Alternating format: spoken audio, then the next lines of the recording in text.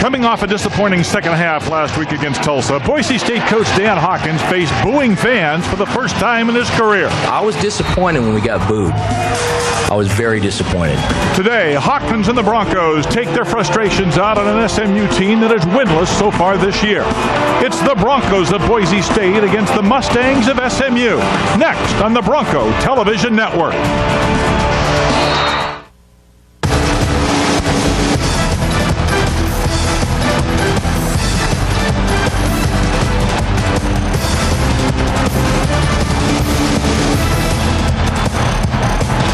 Live from the beautiful new Gerald Ford Stadium in Dallas, Texas, it's Broncos football. Good afternoon.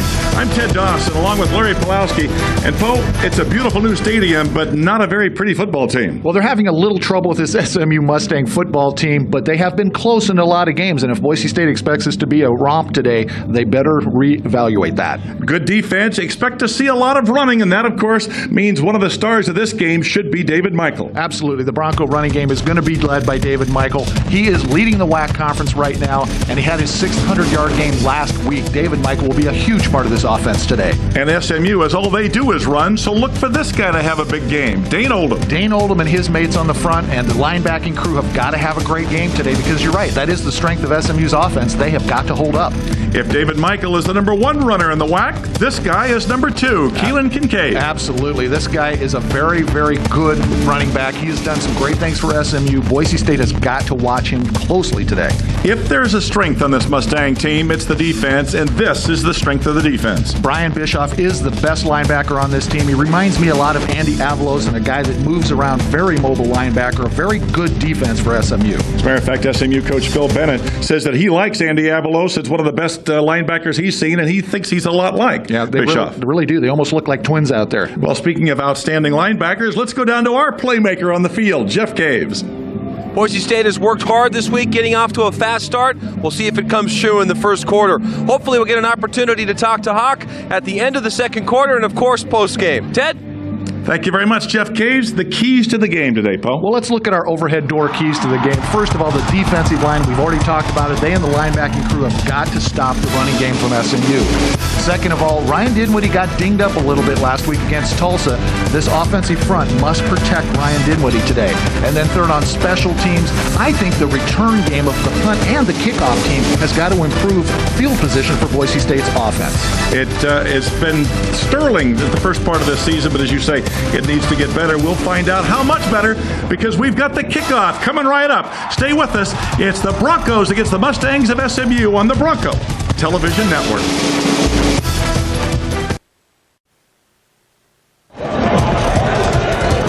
Welcome back to Dallas, Texas, as you take a look at the Mustang there from SMU, a program that is trying to come back from the death penalty 15 years ago. It truly was the death penalty, as this team was left for dead when they had to lose football for 2 years. You see a beautiful Dallas day, 74 degrees, wind at only 5 miles per hour in this gorgeous new stadium.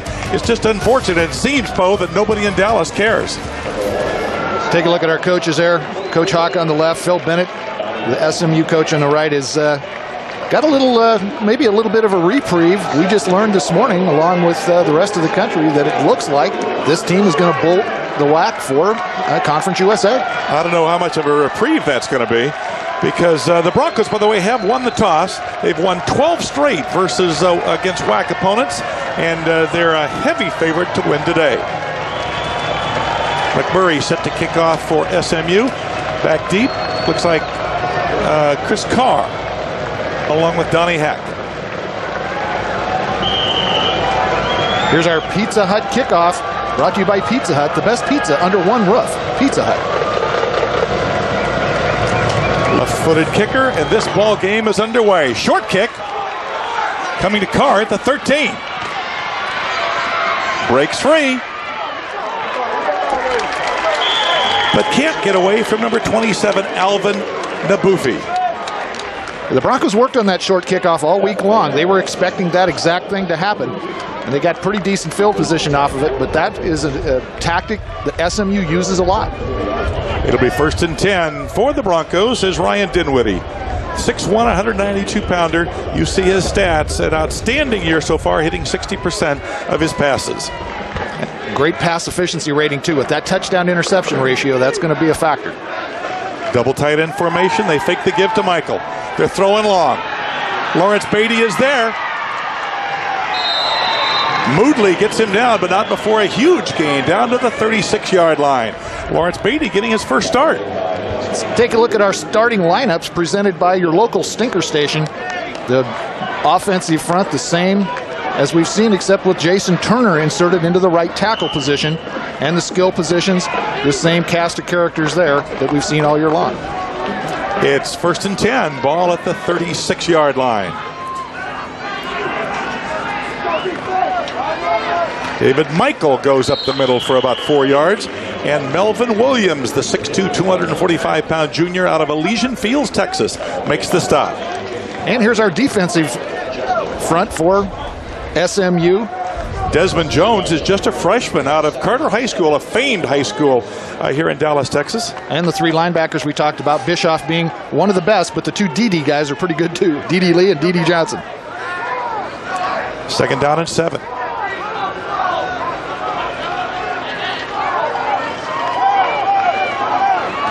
Three-step drop, quick across the middle, broken up by Nabufi.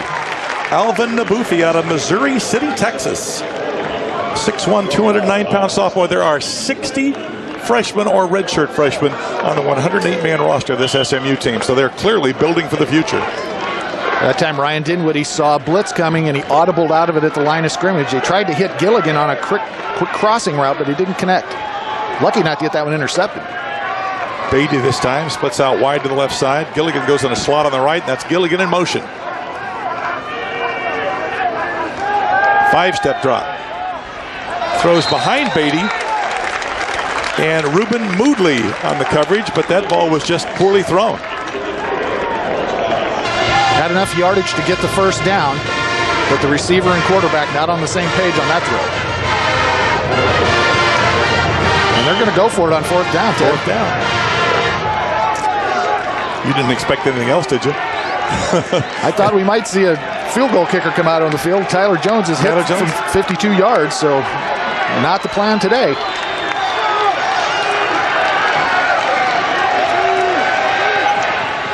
And Dinwiddie overthrows the intended receiver, Acree. And TJ Acree will not get anywhere near the ball as Dinwiddie goes to the sidelines, and SMU is held on their first series. Well, kind of like Tulsa last week. A brilliant first play, and then it dwindles. Dinwiddie, too, got pressure that time from Don Stansbury. Coming off that defensive line. Gave him a pretty good lick at the end of that play. Watch for number 32, Keelan Kincaid. He virtually, on every first down play, runs the ball. Let's see if they do it here. Well, they were going to pass. There is a flag on the play. You know, a lot of people here were talking about how Phil Bennett is so predictable. Well, he has virtually every first down this year, they've run Kincaid, and he was going to do something different that time.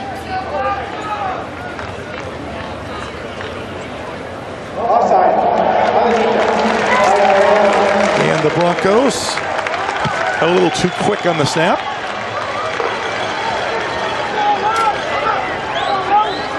Watch it, you can see it right here.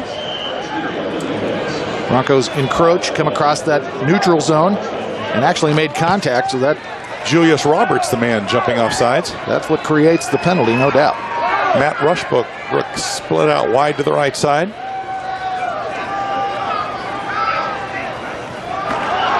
And the give is to Kincaid. This time, we'll go back and start all over again because it was the Mustangs who got the early jump.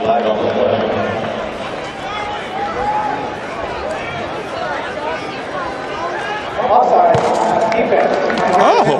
First down. Travis Berger. Travis Berger is the one. Right side of the formation, jumped over the line of scrimmage. I thought it looked like one of the Mustangs. Here's our starting lineups presented by Stinker Station. And that front 5 for SMU. Good size, but not huge. Argus is just a freshman at 6'4", 310 pounds. Just a couple of seniors. Sterling Harris is a senior, and the tight end is a senior. It's a very young team. So the first down goes to SMU, and they haven't run a play yet. Bartell to throw. He's going long. Rushbrook is out there, but the ball is overthrown. Julius Brown on the coverage. Looks like Julius Brown held him up just enough. As you take a look at the starting defensive lineup for the Broncos, it's been the same every game so far. Julius Roberts had his breakout game last week against Tulsa. Travis Berger is an improving linebacker. Corey Hall, Andy Avalos. Chris Carr, outstanding defensive players. Wes Nurse, one of the tri-captains. Julius Brown, you just saw on that play. And Gabe Franklin, the fastest player on the Broncos team. 2nd and 10. Bartell out of the gun this time. Bartell flips it out.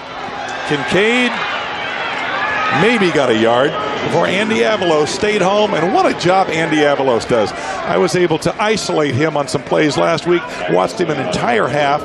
He's just so active out there. Very mobile linebacker, not the biggest guy in the world at 225, but what a heart and what mobility. A great asset to have for a defense is a fast linebacker like that, and I think we see some similarities with SMU's defensive front too. Wants to head for the FBI someday. Trips on the right side this time for SMU. 3rd down and make it 8. Bartell throwing for Rushbrook. Once again, it's overthrown. Bartell, who was drafted by the Cincinnati Reds as a pitcher 2 years ago, just flat overthrew that one. Threw that one high and wide. I've seen that a lot in the film, watching him over the course of the 6 games that they've played so far this season. He has a tendency to overthrow a lot of balls, and it may have something to do with his old baseball background, but certainly a guy they need to have on track. If they're not going to run, he's got to do it. Ryan Menzel to punt. He's a sophomore out of Lockhart, Texas, averaging only 35.4 yards a punt. High spiraling to Tim Gilligan, calls for the fair catch and takes it right there. So the Broncos will have much worse starting position. They'll be going 1st and 10 from the 18-yard line. There's no score here in Dallas, Texas. Lots of football left, so stay with us.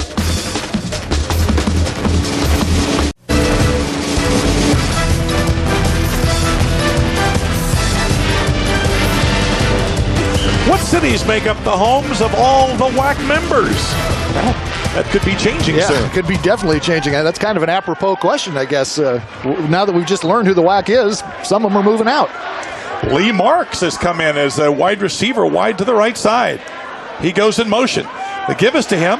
Marks tries to turn the corner. He's got some blockers. Lee Marks has the 1st down and knocked out of bounds at about the 34-yard line.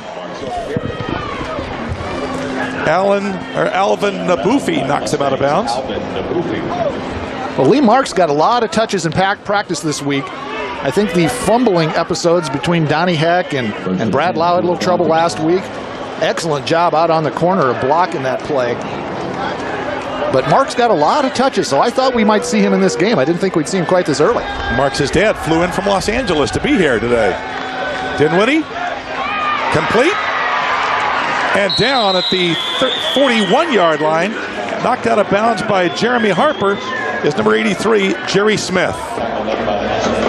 Jerry Smith got a laser beam from Ryan Dinwiddie that time. That pass was absolutely on the numbers and in stride. The best pass that Dinwiddie has thrown. Absolutely. I mean, look at that, just hitting right on stride. We were a little concerned that maybe Ryan still had some ill effects from last week when he got dinged up a little bit, had a little bit of a head trauma. Not really, I guess, a concussion, but it was similar. Trips on the left side. The give is to Michael. Michael cuts back and is hit right at the line of scrimmage by number 30, Don Arimia Stansberry.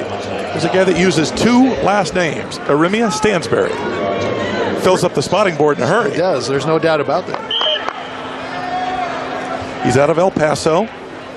Oh, by the way, that's not his full name. His full name is Don Nephi Arimia Stansberry. How about if we just call him Don? Yeah. Michael splits out wide as the wide receiver this time. Quick toss, complete to Gilligan. Gilligan has the 1st down. Down at about the 24-yard line. And this is SMU's biggest nightmare. 5 receivers in the pattern, and they had no idea who to cover. Reuben Moodley makes the stop. He's a senior out of Garland. Ryan Dinwiddie with over 7,000 yards in his career. Third all-time at Boise State. Still has a lot of football left to play in this 2003 campaign. By the way, the guy that made that last tackle, born in Pretoria, South Africa. How's that for an international team? Donnie Heck goes over left tackle for about 6 yards, down to the 20-yard line. You can just see that it looks like the Broncos are going to run a lot of offense today. And I mean by that, a lot of different plays are in the scheme this week. A lot of different looks to try to keep this very mobile SMU defense off guard a little bit. SMU switches at least 2 and normally 3 and sometimes 4 players on every down. David Michael gets hit right at the line of scrimmage. May have fallen forward for a couple of yards, but it'll bring up third down as Jamie Harper, the sophomore out of Atlanta, Texas, makes the stop. Harper came into this game with 25 tackles. 3rd and 4. Harper did a good job getting upfield a little bit and getting into the backfield. Took Michael's legs out. Not going anywhere without those. Broncos 0 for 1 on their only 3rd down conversion attempt.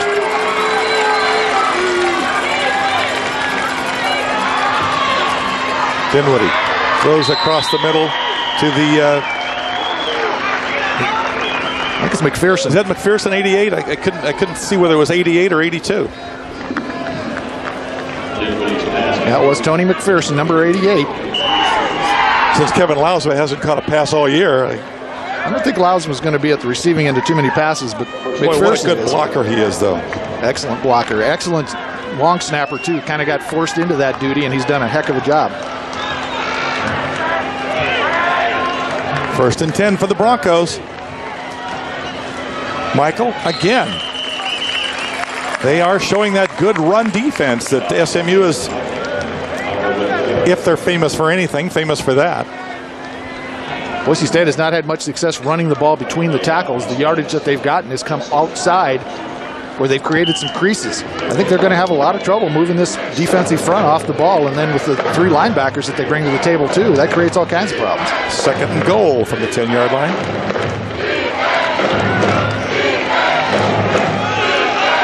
Sherm Blazer is checked in now. He splits wide to the left side. Dinwiddie throwing to Blazer and has him at the 5-yard line. Reuben Moodley makes the stop. Nice catch. He had to go down and get that ball. Only one person was going to catch that. Blazer had to lay out to get that one. It'll be 3rd down and goal. Blazer, one of 6 tight ends the Broncos use. Another freshman. Pass into the end zone. Laying out for it is Gilligan, but just overthrown. I think Gilligan's running with one shoe. I think he lost his shoe on the cut at the line of scrimmage. He did. It's probably why he couldn't get to the ball. He didn't have enough traction. He makes his break. This is just a fade route into the corner. They throw the ball up. Gilligan can't quite get to it. The one-shoot wonder there. Nice camera work. Tyler Jones. He'll try the field goal. Jones is 10 of 13 on field goals. Mike Sanford to hold. The ball is up. The kick is good. And the Broncos have the early lead here in Dallas, Texas. There's 7:53 left to play in the first period. The score, the Boise State Broncos 3, SMU 0. Ted, let's take a look at the answer to our Domino's whack fact of the game. We were looking for the cities that make up the homes of the Western Athletic Conference members. Well, obviously Dallas, because we're in Dallas, and we know Boise. So you got El Paso and Fresno and Honolulu, Houston, Ruston, Reno, San Jose, and Tulsa. And Houston and Tulsa may not be there much longer if what we heard today is true. Tyler Jones kicks it deep into the end zone. Rutledge is going to let it go. Jones has done that time after time this year. And as we've mentioned before, it's a real weapon when you don't have to worry about runbacks.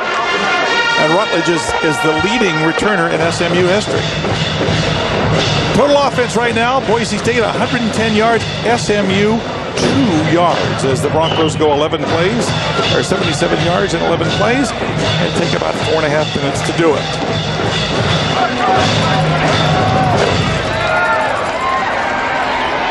Bartell working out of the I formation.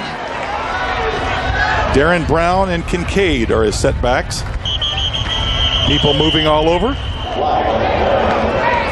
So far, the only offense the SMU has had has been penalties against the Broncos. This time it's against SMU. 5-yard penalty remains first down. Thought it might have been against Avalos, although he was close, wasn't he? Yeah. Timed it really well, getting up to the line of scrimmage. Let's go down to the sidelines to Jeff Caves. You know, players, bands, cheerleaders, media people, everybody feed off emotion from the crowd. That is certainly lacking here in Ford Stadium. Hawkins knew that and in practice shut down the music and made guys come out and get accustomed to it, and now we'll see how it actually executes on the field. Ted? There is hardly anyone here. It's really a shame. Kincaid brought down from the back after a gain of about 5 yards.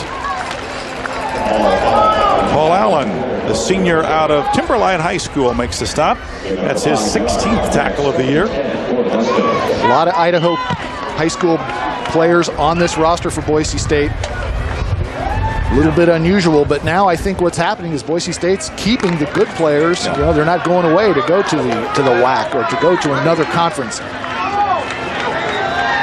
110 to 7 yards. But it is just 3-0. So that's Rushbrook in motion.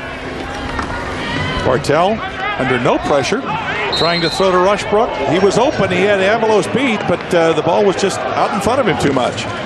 Yeah, that's the kind of matchup you really want to see as an offensive coordinator, a wide receiver with linebacker coverage. That's usually a mismatch of gigantic proportions. Matt Rushbrook, the leading receiver for this team, has got 23 passes for 309 yards coming in. Cam Hall, Brad Allen check in on the nickel defense for SMU. 3 down linemen. Bartell on 3rd and 10, under the rush. Gets it off, and once again, just flat misses his open receiver, Trey Griffin. But he ends up on his wallet, too. Compliments of Andy Avalos, who pressured him into throwing that ball a little bit before he wanted to. Julius Brown on the coverage. And Ryan Menzel, who averages 35.4 yards a punt. Hit a 37-yarder last time up.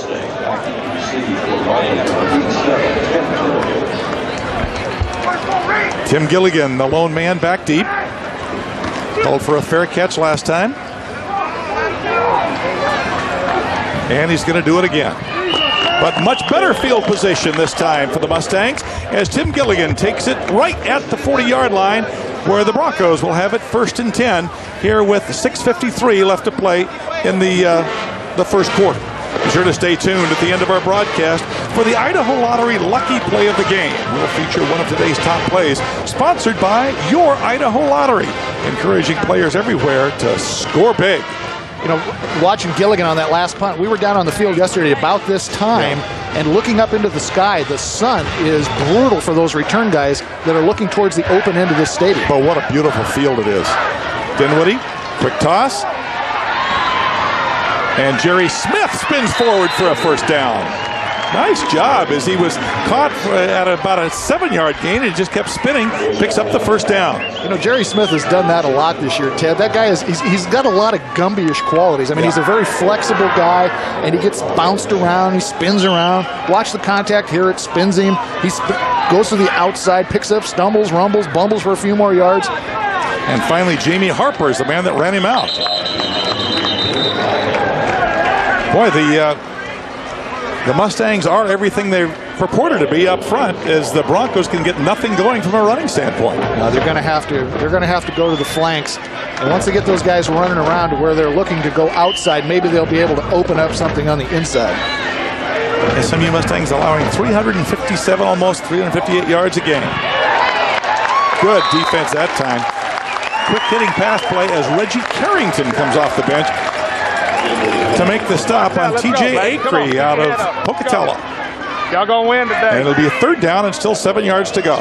The Broncos going to go without a huddle here, trying to capitalize on the movement of that defense in and out of the game.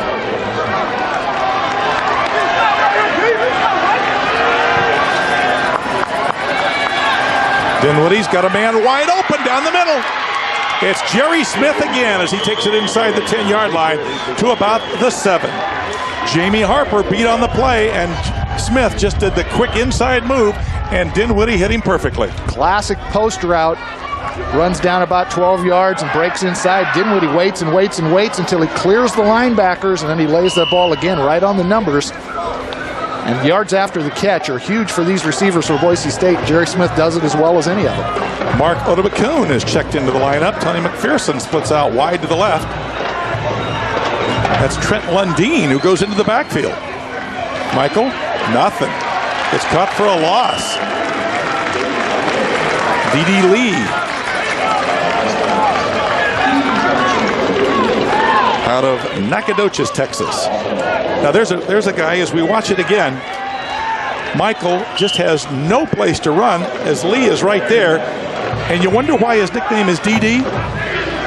Because his real name is DePrimathan. I'd go with DD too. There you go. Second down and goal from the 11.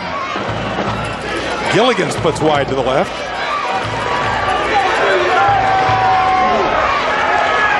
It's also Lawrence Beatty out wide left. Donnie Heck in the backfield. Heck makes a block. Man is open. Touchdown. Tim Gilligan. Tim Gilligan right there as he did the little post move, and Dinwiddie hit him perfectly. That time he had both shoes on. Teddy could get the traction to get out there and get the ball. You remember they ran that play to the right side of the field earlier in the game, and he lost his shoe and couldn't get to the ball. This time he's got both of his shoes on, and he does get to the ball. Perfect throw again by Ryan Dinwiddie. Dinwiddie has made a couple of absolute beauties as Tyler Jones, who's only missed 1 point after in his entire career at Boise State, makes this one good. 4:36 left to play in the first quarter. And right now, the Boise State Broncos have taken a 10-0 lead over SMU. Stay with us. We'll be right back. Well, Mr. Dawson, it's time for a little Bronco trivia sponsored by your local Lexus dealer. Who is the single-season sack leader for Boise State University? I bet you know. I do know. All right. Tyler Jones set to kick off for the second time this afternoon as Tim Gilligan has scored incredibly his first receiving touchdown of the year. Rutledge will get a chance to return this one from 2 yards deep. Oh, he should not have done it. He can't even get to the 10-yard line before Donnie Heck is there to make the stop. Donnie Heck and Deshaun Kabong are out there. And let's take a look at the answer now to our Bronco trivia presented by Lexus. Single season sack leader, Chris Wing. 20 in 1996. That was a heck of a year for Chris Wing and that Bronco defense. What great special teams coverage. And Poe, you said at the start of this game that we needed better special teams coverage. Doesn't get much better than that. Well, that was awesome. Donnie Heck and Kabong both, they slid through the wedge. They didn't really break it up. They just kind of knifed through it and made a great play at the 8. Bartell tries to run it to Kincaid. He's got some running room. And there goes Keelan Kincaid. Finally knocked out of bounds near midfield. Julius Brown makes a touchdown-saving tackle on Keelan Kincaid. Kincaid came into this ball game averaging just 3.7 yards per carry. That one was for 42, Ted, so that's going to drive that average up. His previous long gain was just 22 yards, and that takes him all the way out to midfield. The end of the line of scrimmage for Boise State defensively got cut off, and they couldn't get to the pursuit angles they needed. Bartell has Kincaid as a lone setback this time, and they give it to him. Kincaid can't get away from Wes Nurse. Gains a couple of yards down to about, let's see where they give him forward progress, to the 47. So you can see the difference between that play and the last one, Ted, is they strung it out towards the sideline and were able to get up into the holes to stop those offensive linemen. And only a 3-yard gain, and you say only a 3-yard gain, after that last play, that's a victory. Second down and 7. Bartell, Brad Allen faking the blitz. And now Bartell calling a new play. Throwing it for Rushbrook, knocked away beautifully. Gabe Franklin out there on the corner doing a great job of turning back and looking for the ball, just like they work on in practice every day. And he kept it out of Rushbrook's hands. Rushbrook, as we mentioned, the leading receiver, and what an outstanding athlete this kid is. First of all, he was born in Germany, another one in the international set here. All-state free safety, in addition to being an outstanding receiver. He led it in football, basketball, baseball, track, and is the second-string punter on this SMU team. And Bartell right now is 0 for 5 in the passing game for SMU. Third down, make it 0 for 6. As the pass was intended for number 2, Blake Warren, a freshman out of Arp, Texas. And Chris Carr was there to break it up. Chris Carr got both of his hands on that. He almost picked that thing off. Now a little bit of decision time here for the Mustangs. There is just no zip on Bartell's ball, is there? Yeah, you can tell he's struggling. I mean, when you get 6 games into it and you're still having trouble completing passes, there's obviously some mechanical problems there and a confidence issue, I'm sure. Bartell is only hitting on about 47% of his passes, 59 of 126. That was before he went 0 for 6 today.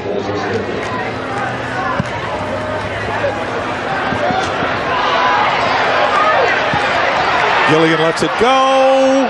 It's not going to get in the end zone. He has run out just about 6 inches from the end zone. So, are the Broncos capable of a 99-yard drive? We'll find out. There's a flag on the field at the 45-yard line. Or maybe we won't have to. The Bronco Television Network Update Scoreboard is brought to you by Sinclair Oil, where you get unbeatable gasoline. Running into the kicker on the defense. That penalty will decline. They'll take the result of the play. First down. The gasoline with the quality and performance you can trust. As we take a look at the Sinclair scoreboard, Miami having no problems today with Temple. Well, there's an exciting game. Vanderbilt, Georgia. 2-0. Is that a baseball game? Did we get a baseball score there? USC and Notre Dame and tied in the first quarter. Purdue over Wisconsin. Michigan State. Makes La Tech feel pretty good. That was a 46-yard punt, too, that we just saw the Mustangs put the Broncos in deep, deep trouble. Michael and Swenson are in the backfield. Let's see what Ryan Dinwiddie does here. Sure, he's going to throw it. He's got Lawrence Beatty out there. Beatty's got it. He's got one more man to beat. Lawrence Beatty.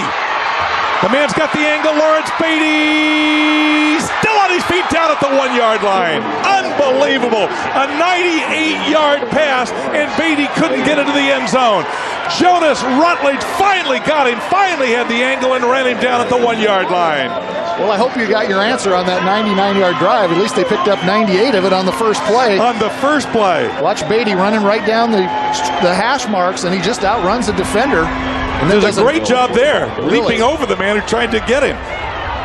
That was number 4, Ruben Moodley, and just grabbed at the 1-yard line.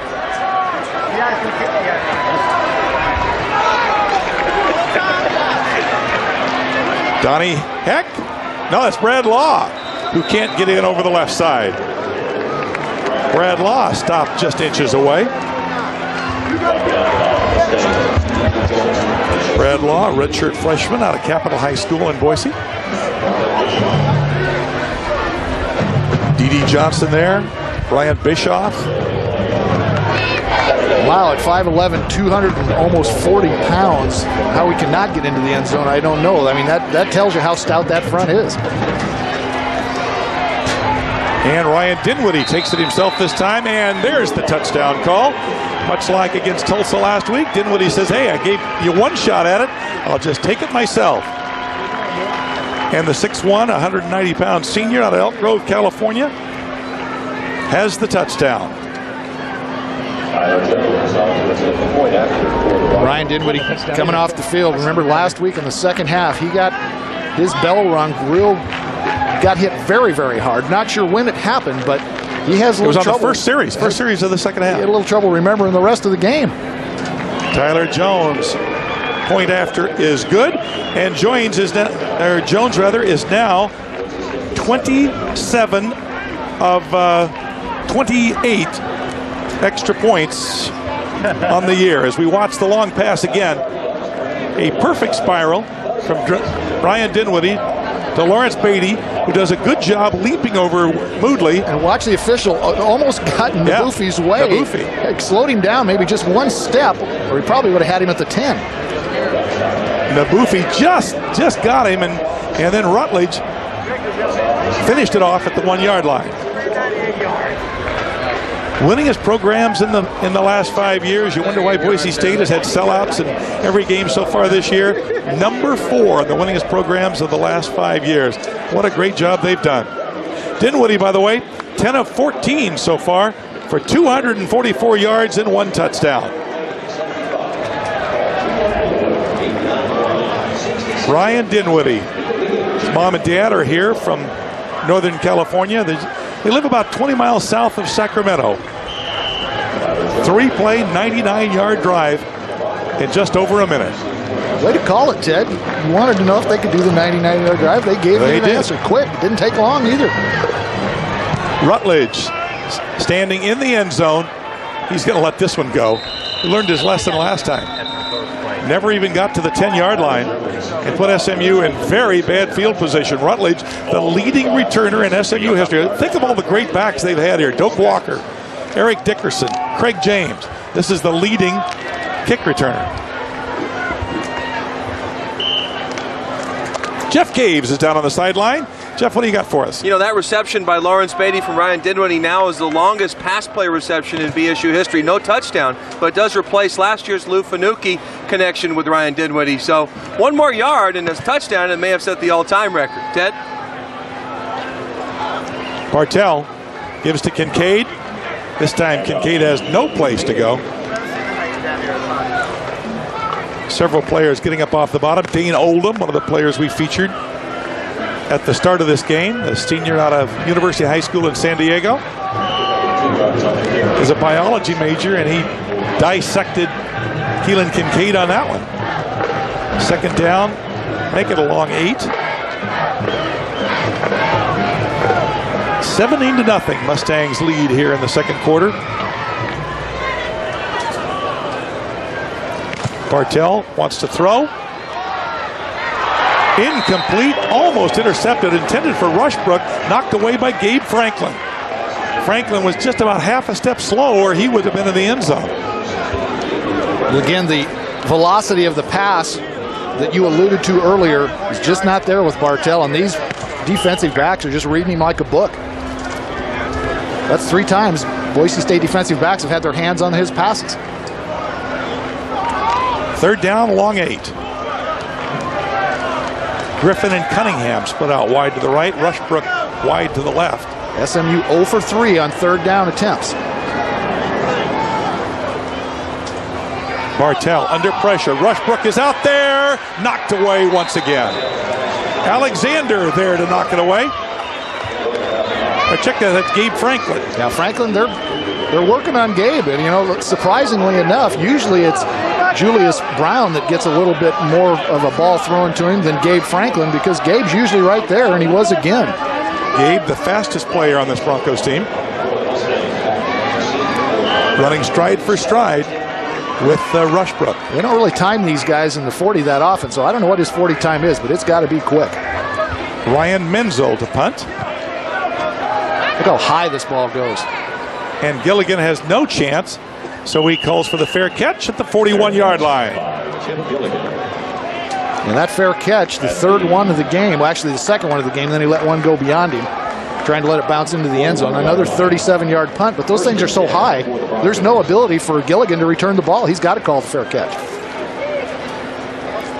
17-0, Broncos lead it here in Dallas, Texas. A sparse crowd in this beautiful new $60 million stadium that is almost a perfect campus stadium. It's just gorgeous.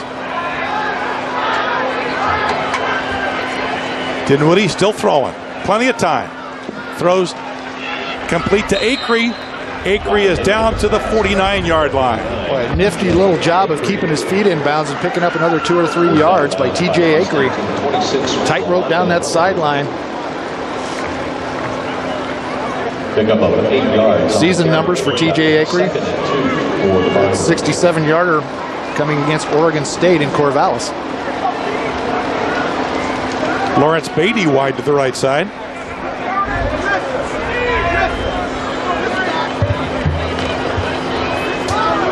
Michael. And Michael just has, he may have gotten a yard, but he has gotten nowhere. Michael on the carry. Justin Rogers, the redshirt freshman out of Greenville, Texas. 6'4", 233-pounder making the stop.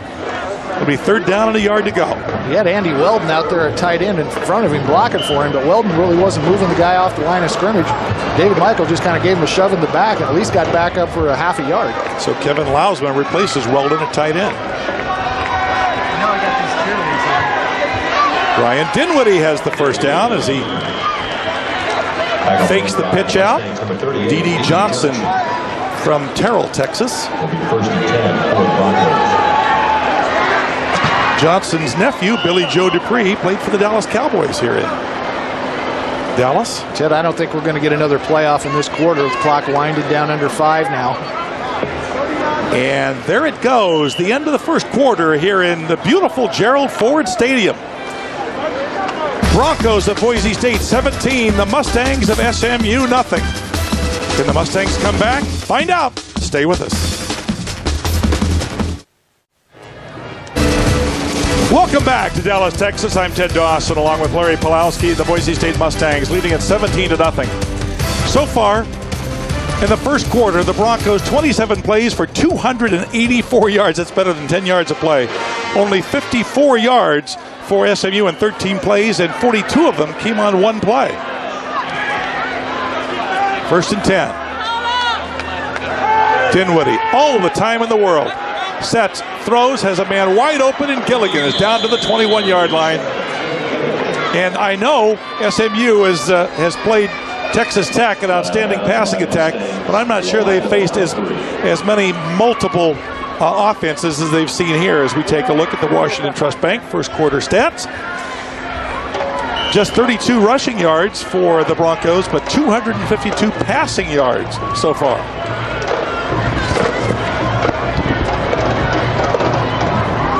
Dinwiddie fakes to Donnie Heck, gives to Acree, and Acree is nailed right at the 20-yard line. Darren College was out there trying to block, but there were just too many defenders. Melvin Williams was there, Alan Adamy. Adamy's a very mobile defensive lineman. I mean, the guy wears number 14, which tells you, I don't think he came here as a defensive end, but he looks like he grew into one. 6'4", 276-pound junior. Acree, Beatty spread out wide to the right side. To Michael, going the left way.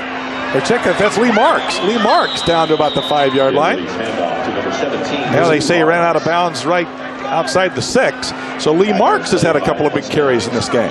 Ruben Moodley just checked out of the game. He hurt his hand on that play as he was trying to get Marks out of bounds. That block right there, something happened to his arm or his hand as Marks goes out of bounds at the 7. When Darren College hits you, yeah, a lot of things hurt. Tend to happen. 1st and goal again for the Broncos as McPherson goes wide to the right side. Jerry Smith comes wide to the left. Lundeen goes in the backfield. Michael, nothing. Melvin Williams, the junior out of Elysian Fields, Texas. Well, Michael got 3 yards. 3 yards there just because he put his head down and kind of drove those legs as hard as he could. That's about the only way he's been able to get any yardage on the inside of that line of scrimmage.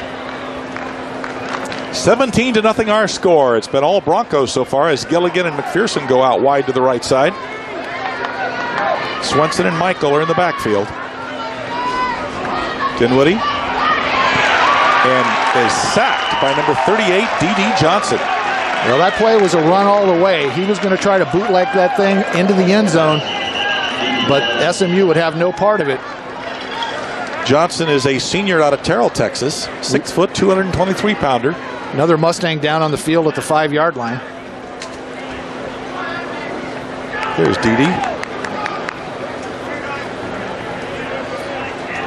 13:25 left to play. That's number 14, Alum Adamy, the 6'4", 276-pound junior who's injured.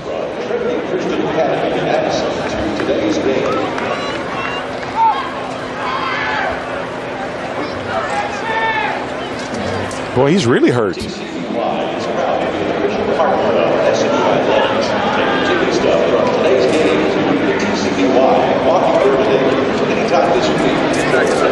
$13:25 left to play. 17-0 our score. Boise State leads it, and Adamy's not moving. You want me to look that way? Move this way. Know what we're stopping for. I didn't see him go down. Did you, Paul? I didn't, but there's 4 members of the training staff for SMU out on the field. Right. We're going to take a break, and we'll see if Jeff Caves can find out what happened down on the field. Score is 17-0. Boise State on top of the SMU Mustangs. Welcome back to Dallas, Texas on a beautiful 74-degree fall day, and the Boise State Mustangs leading 17-0 here with better than 13 minutes left to play in the second quarter. Jeff Caves down on the sidelines. Jeff? Hey, Ted, you and Larry have been talking about Lee Marks having a pretty good first half. He's had some big plays. I know Larry at practice this week recognized that anybody that wasn't holding on to the football, Donnie Heck specifically, wasn't going to get much practice or playing time. So he's had some good plays. Now let's see who gets the ball in the critical red zone. Ted? Well, David Michael is the first guy to get it. It was Boise State was 3 of 5 on third down conversions. They just had a big one there. Did not make the first down. It'll be fourth down. Pass to David Michael. And they're not going to bring Tyler Jones into the game, so they're going again on fourth down in the red zone. That's Michael's 12th reception of the year. Last time they tried this, they didn't make it. So we'll see what Chris Peterson, the offensive coordinator, pulls out of his bag of tricks. Double tight end. Dinwiddie, plenty of time. Now he's going to run it. He's got some running room. He can't get away from Rutledge, though, as Rutledge runs him out of bounds. It'll be close,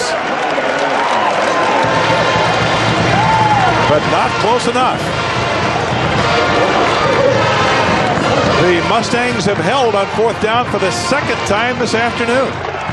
Well, SMU just has too much team speed on this defense to be able to try to run this ball into the end zone. Dinwiddie thinks about right here he can do it, but Rutledge isn't going to have any part of it. Nice forearm by Ryan. Bartell at the 4-yard line. I think you can bet the paycheck that this is going to go to Keelan Kincaid. The eye back. Well, not before Paul Allen jumps off sides.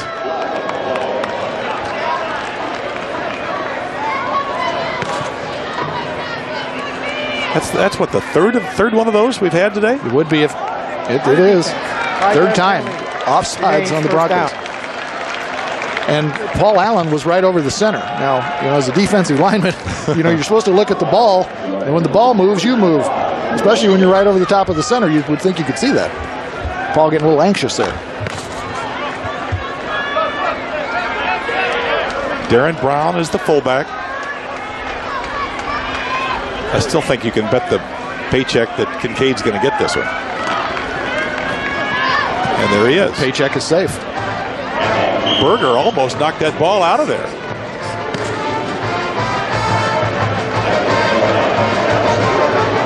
Boy, what a job Travis Berger has done this year. The senior out of Coos Bay, Oregon, came into this ball game with a total of 21 tackles.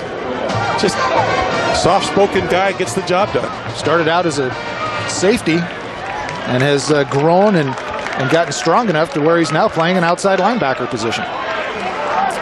Second down and 3.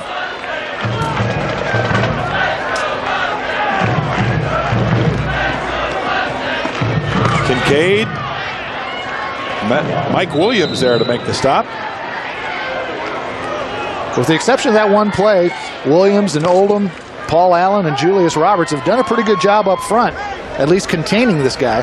But Kincaid busted that one for 42 yards.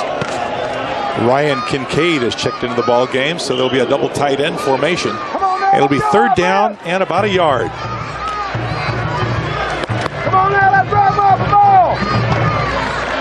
Andrew Browning is into the defensive lineup for the Broncos.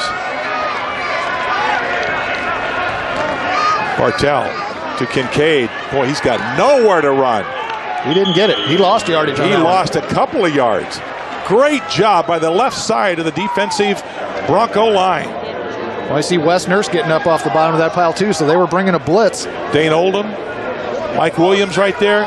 Excellent job as you watch it again. Good penetration up the field. Will stop a running play every time. Gabe Franklin's up there. Yeah. Wes Nurse is in on that play. Andy Avalos. Allen, they're all there.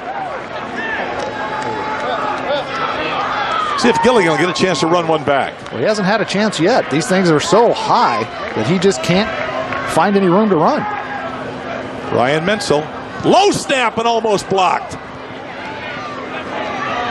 Gilligan will get a return, but not for much. Boy, is he a tough kid. He just bounces right back up, doesn't he? Amazing. Just gets nailed and bounces right back. Boise State leads it 17-0, but they've got great field position. Don't go away. Will they score on this next drive? Ted, our Jack in the Box fan of the game, is going to be one of the many Bronco fans that traveled here to Dallas today to see this ball game. There's probably 400 or 500 Boise State fans over on the other side of the stadium. That's your Jack in the Box fan of the game. Dinwiddie throwing long. And flags go down as Jerry Smith was interfered with by Jonas Rutledge. Or there was interference. We'll see how it's called.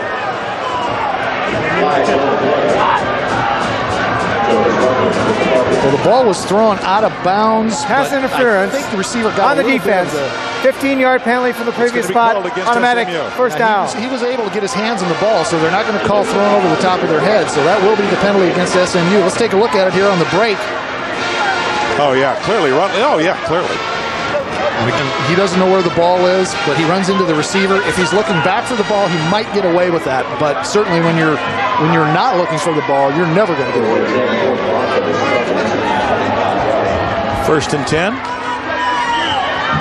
Ball at the 25-yard line. Acree, Beatty wide to the right side. Donnie Heck sticks his head down and picks up about 7 or 8 yards before Melvin Williams makes the stop. And that's really the first running play, Ted, that the Broncos have gotten any positive yardage up the middle of the field. Donnie Heck hit that hole in a hurry, and the O-line did a good job moving him off the ball for once. 2nd down, call it 3.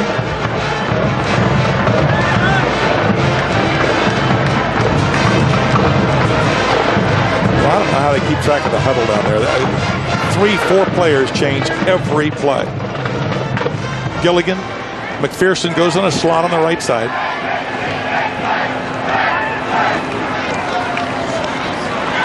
Donnie Heck again turns the corner. Touchdown, Donnie Heck. Well, that'll make up for some fumbles. Wow, Donnie Heck showing you some speed turning that corner. The offensive line and tight ends did a good job sealing off the outside. He only had one man to beat, and he did it. Donnie Heck showing you some speed into the end zone. 9:24 left to play in the first half, and Donnie Heck makes the score 23-0. Heck, out of Eagle High School, a social science major, picks up his 3rd touchdown of the year. Tyler Jones point after, and it's 24-0 as you watch Donnie Heck, the kid from Eagle, gets some great blocking around the left side. Well, you can see the seal off there. College does a good job. Schumann's down there making a block, at least occupying somebody so they can't go get Donnie, and he just turned on the gas as he went around the corner. Heck got in some serious trouble during practice this week. Was set down by the coaching staff for fumbling. Now, he and Coach Hawk had a little verbal discussion, and that's usually not a good idea. You're never going to win those when you're arguing with the head coach. That's right. Trent Lundeen makes a nice block on Alvin Nabufi. Donnie Heck shows you the tough kid he is, and boy, I tell you, I've given him a little grief sometimes about his speed, but he sure turned on the gas around there. And the Sinclair scoreboard back up again. Bronco Television Network update scoreboard brought to you by Sinclair Oil, where you get unbeatable gasoline with the quality and performance you can trust. Now Texas, after that embarrassment a week ago, taking it out on Iowa State. Be an interesting game. Oklahoma State against Texas Tech's high-scoring offense. Let's see how the Hawaii Warriors do off the island today in Ruston. Rutledge, 3 yards deep. No. He learned his lesson. He's not going There's anywhere. no way. Brad Hall right down there on top of him. Cam Hall there. You could almost see a resignation or a disgust by Rutledge. He just took the knee and I'm not going anywhere.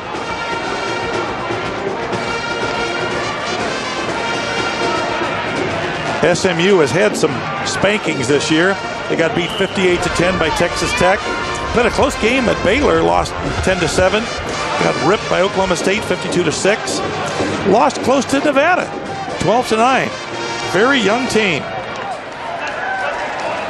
That graphic there showed you how young these guys are. Bartell to throw. And finally completes a pass to number 18, Jamon Cleveland, the freshman out of Baytown, Texas. That is the first completion for Bartell this afternoon. Gerald Alexander on the stop. Here's an isolation shot of Cleveland. Makes the catch, picks up a couple yards after as he goes by Alexander. No wrap up there by Cam Hall. Second down, still a yard to go. Kincaid. It did not make the first down, I don't think.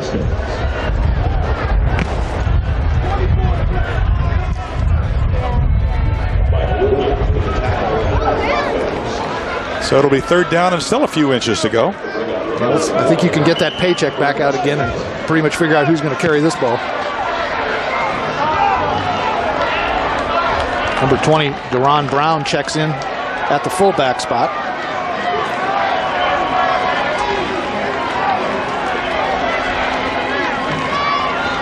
Brown, you'd have lost the paycheck as he gets the call. It's a good decoy. They just barely got it over the 30, so that'll give them the first down. Julius Roberts trying to do a little officiating, but the real officials want no part of it. You pretty much have to have a striped shirt to be able to do that. I think that's only their second. Well, it's actually their third first down of the game because they got one on 2 penalties. 2 Bronco penalties, but it's only the second one they've earned.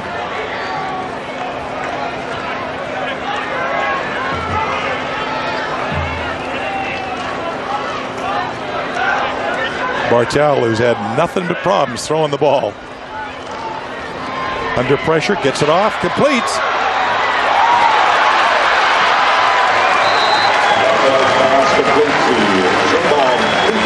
That's Cleveland again. They've gone to him twice now. Maybe they should have found Jamon Cleveland earlier because number 18's getting some yardage when he catches the ball.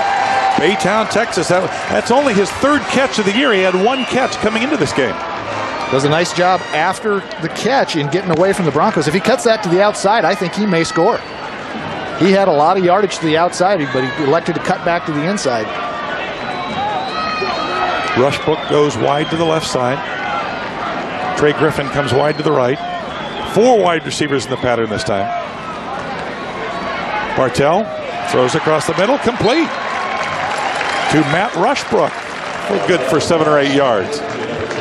So Bartell has suddenly found an arm to go with his running game. As you look at the 3 passes that he's just completed, they've all been of a very quick 1 to 3 step drop variety. Gets back there, slings the ball out. He's not a classic drop back passer, although he's a big kid. He's 6'5". He really doesn't have that kind of an arm that you would think he would have. Kincaid has the first down, breaks a tackle and trips and falls, or he was gone. Down at the 35-yard line. Well, the Bronco defense has given up a couple of pretty good-sized runs to Kincaid, but you can see how strong he is. And boy, he is lucky that the line tripped him up because he did have a lot of green ahead of him. Good drive by the Mustangs of SMU. Has to be disheartening, though, to see the few people in the stands here.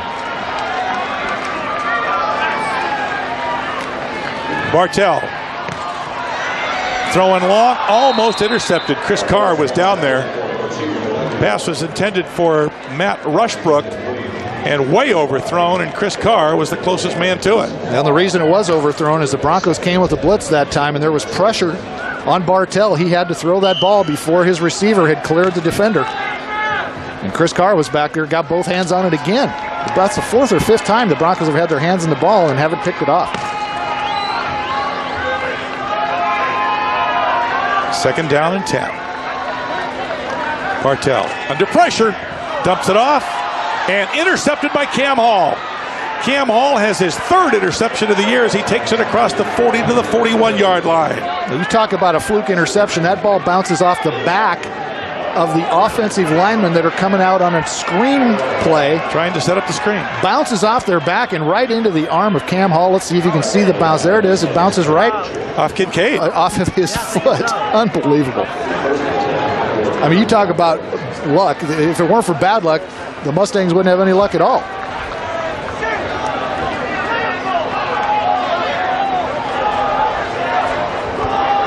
It's 24-0. How long do you leave your first string in? Well, certainly for the first half. I think Coach Hawkins is pretty much a 3-quarter guy. Yeah. Just depending on how it goes, but that's been his history. See if Dinwiddie tries to go long on this first play. They like to try a little lightning after a turnover. Jerry Smith. Alvin Nabufi makes the stop, but not before Smith picks up another 20 yards. Doesn't Jerry Smith just make the routine look interesting? I mean, he looks like a gazelle going really down does. the field. He is a very, very flexible player. This ball, it looked like maybe a little bit behind him. He got back there and got his hands behind the ball, put it in, picked up good yardage, and now SMU calls timeout. SMU is just being flattened on virtually every play. There is 6 minutes and 1 second left to play in this first half. It's been all Boise State. The Broncos lead it 24-0. Be sure to stay tuned at halftime for the Treasure Valley Dodge Dealers Halftime Report. We'll have all the scores and highlights of today's college action. It's the Dodge Halftime Report coming up in just a few minutes. Jeff Cave down on the sidelines. Hey, you talked about the team and not anybody being happy with this crowd. What about Gerald Ford? He put up 20 of the $60 million, he and Lamar Hunt, to get this beautiful facility built. Could Conference USA be the answer for SMU to become a mid-major power? Ted? TJ Acree is the answer right now for the Boise State Mustangs as he picks up 9 yards, crossing the 30 down to about the 27-yard line before Desmond Jones, the freshman out of Carter High School here in Dallas, makes the stop. Ted, one other thing we're going to do at the Dodge Halftime Report is draw for our lucky Hawaiian vacation flyaway winner. All right. Are you and I eligible for that? No, we are not eligible for that because we are employees of the Bronco Television Network. So we are not eligible, but all of the people that submitted their entries, and we had over 3,000 entries for this thing, Tammy Doty's going to draw that name live at our Dodge Halftime Report, so stay tuned for that too. You could be a lucky winner. Desmond Jones, the giant 6'1", 294-pound freshman who made that tackle, goes limping off the field. You know, I promise you, Poe, there were more people at high school games around Dallas last night than there are here today. I have no doubt that is accurate. 2nd down and 3. Dinwiddie to Michael. Michael has nowhere to go. Well, Tony McPherson did I'm going to be quite blunt here, a very poor job of blocking on that play. Jonas Rutledge came up and made the stop, and that was a very weak attempt by McPherson, and he's checking out of the game now. 3rd down and still 2 yards to go for the Broncos. Lawrence Beatty, Tim Gilligan wide to the right side. TJ Acree wide to the left. Dinwiddie on the option. I don't think he got it. He didn't. But I don't think it matters. I mean, we've already seen Coach Hawkins he's adamant about this 4th down thing. Unless he wants to practice field goal kicking, I think we're going to see another 4th down attempt. 0 for 2 so far. Brent Carrington, a redshirt freshman out of Dallas, making the stop. We're not trying to open up the passing game. No. Don't forget the coach staff.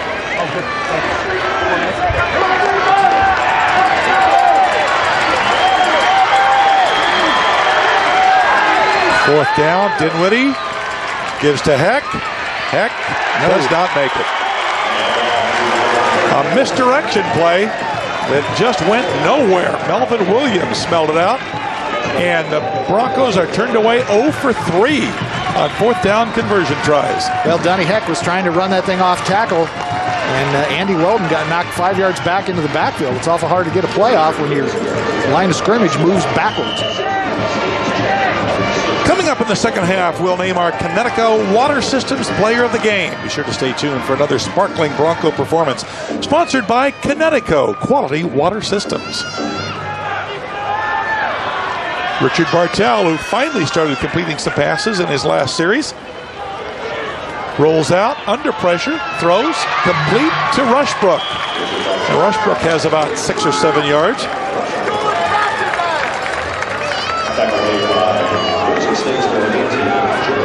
Gerald Alexander making the stop for the Broncos. Alexander getting more and more playing time as this season goes on at the cornerback position. The Broncos almost get to Bartell, but not quite.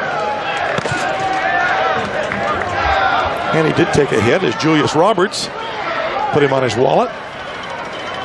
2nd down and 4. Bobbled in the backfield. And Bartell ends up with it. Bartell has carried the ball 12 times this year. Well, that play was designed to go to Kincaid up the middle, but Bartell lost the handle. Blake Warren, a freshman out of Arp, Texas, little 5'7", 170-pound scooter, checks into the game on 3rd down and 3. Nickel defense for the Broncos. Broncos coming with a blitz. Quick toss, incomplete. Blake Warren had it in his hands and couldn't hold on. And he had enough for the 1st down, too. Chris Carr was there on the defense, but that was a 1st down that the freshman will have to watch in the film series come Monday. Menzel, the punter, will check in for the Mustangs to kick this ball away. SMU. Back deep to receive for Broncos, number 87, Tim Gilligan. Menzel, a sophomore out of Lockhart, Texas. Gilligan got his first return last time. Gilligan averages 13.6 yards a punt return. Short kick. And it'll be downed at around the 40-yard line. Menzel's punt is down by number 53. You know, they're not marking that ball where it should be marked either. I'm sorry, Ted. That ball was touched outside the 40-yard line, and the defensive player pushed it forward and then downed it. Well, that's not where you mark the ball. Well, yeah, they're marking it outside the 40. Good. Now, the official on the top of the field caught that. That's the correct place. It should have been marked at the 41 where it is now. Good. This broadcast is copyrighted by Boise State University. I want to remind you that all rights are reserved. And that was only a 22-yard punt.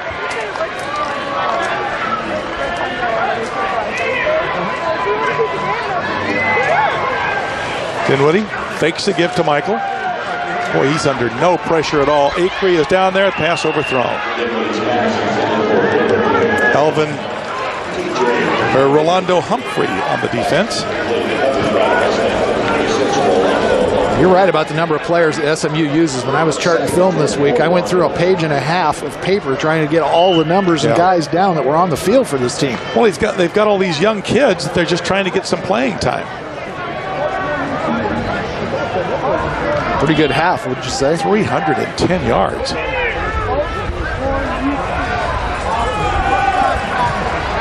Dinwiddie. Oh, Lawrence Beatty's going to have to watch that one in the film session.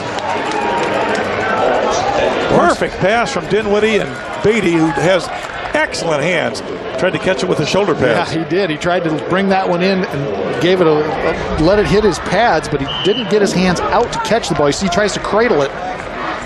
Bounces right off that sternum pad. There was a hand that flashed in front of him, but that was very catchable. 3rd down. Pass for Gilligan, yes. Fans say no. But Gilligan has the 1st down. Nice diving catch by Tim Gilligan. What a game he had against La Tech with those 16 catches. Watch it here. Oh, he got that. The official was right down there on the sidelines, and he saw it. Watch it again. Same guy that caught the correct spot on where that punt was touched also picked out that reception.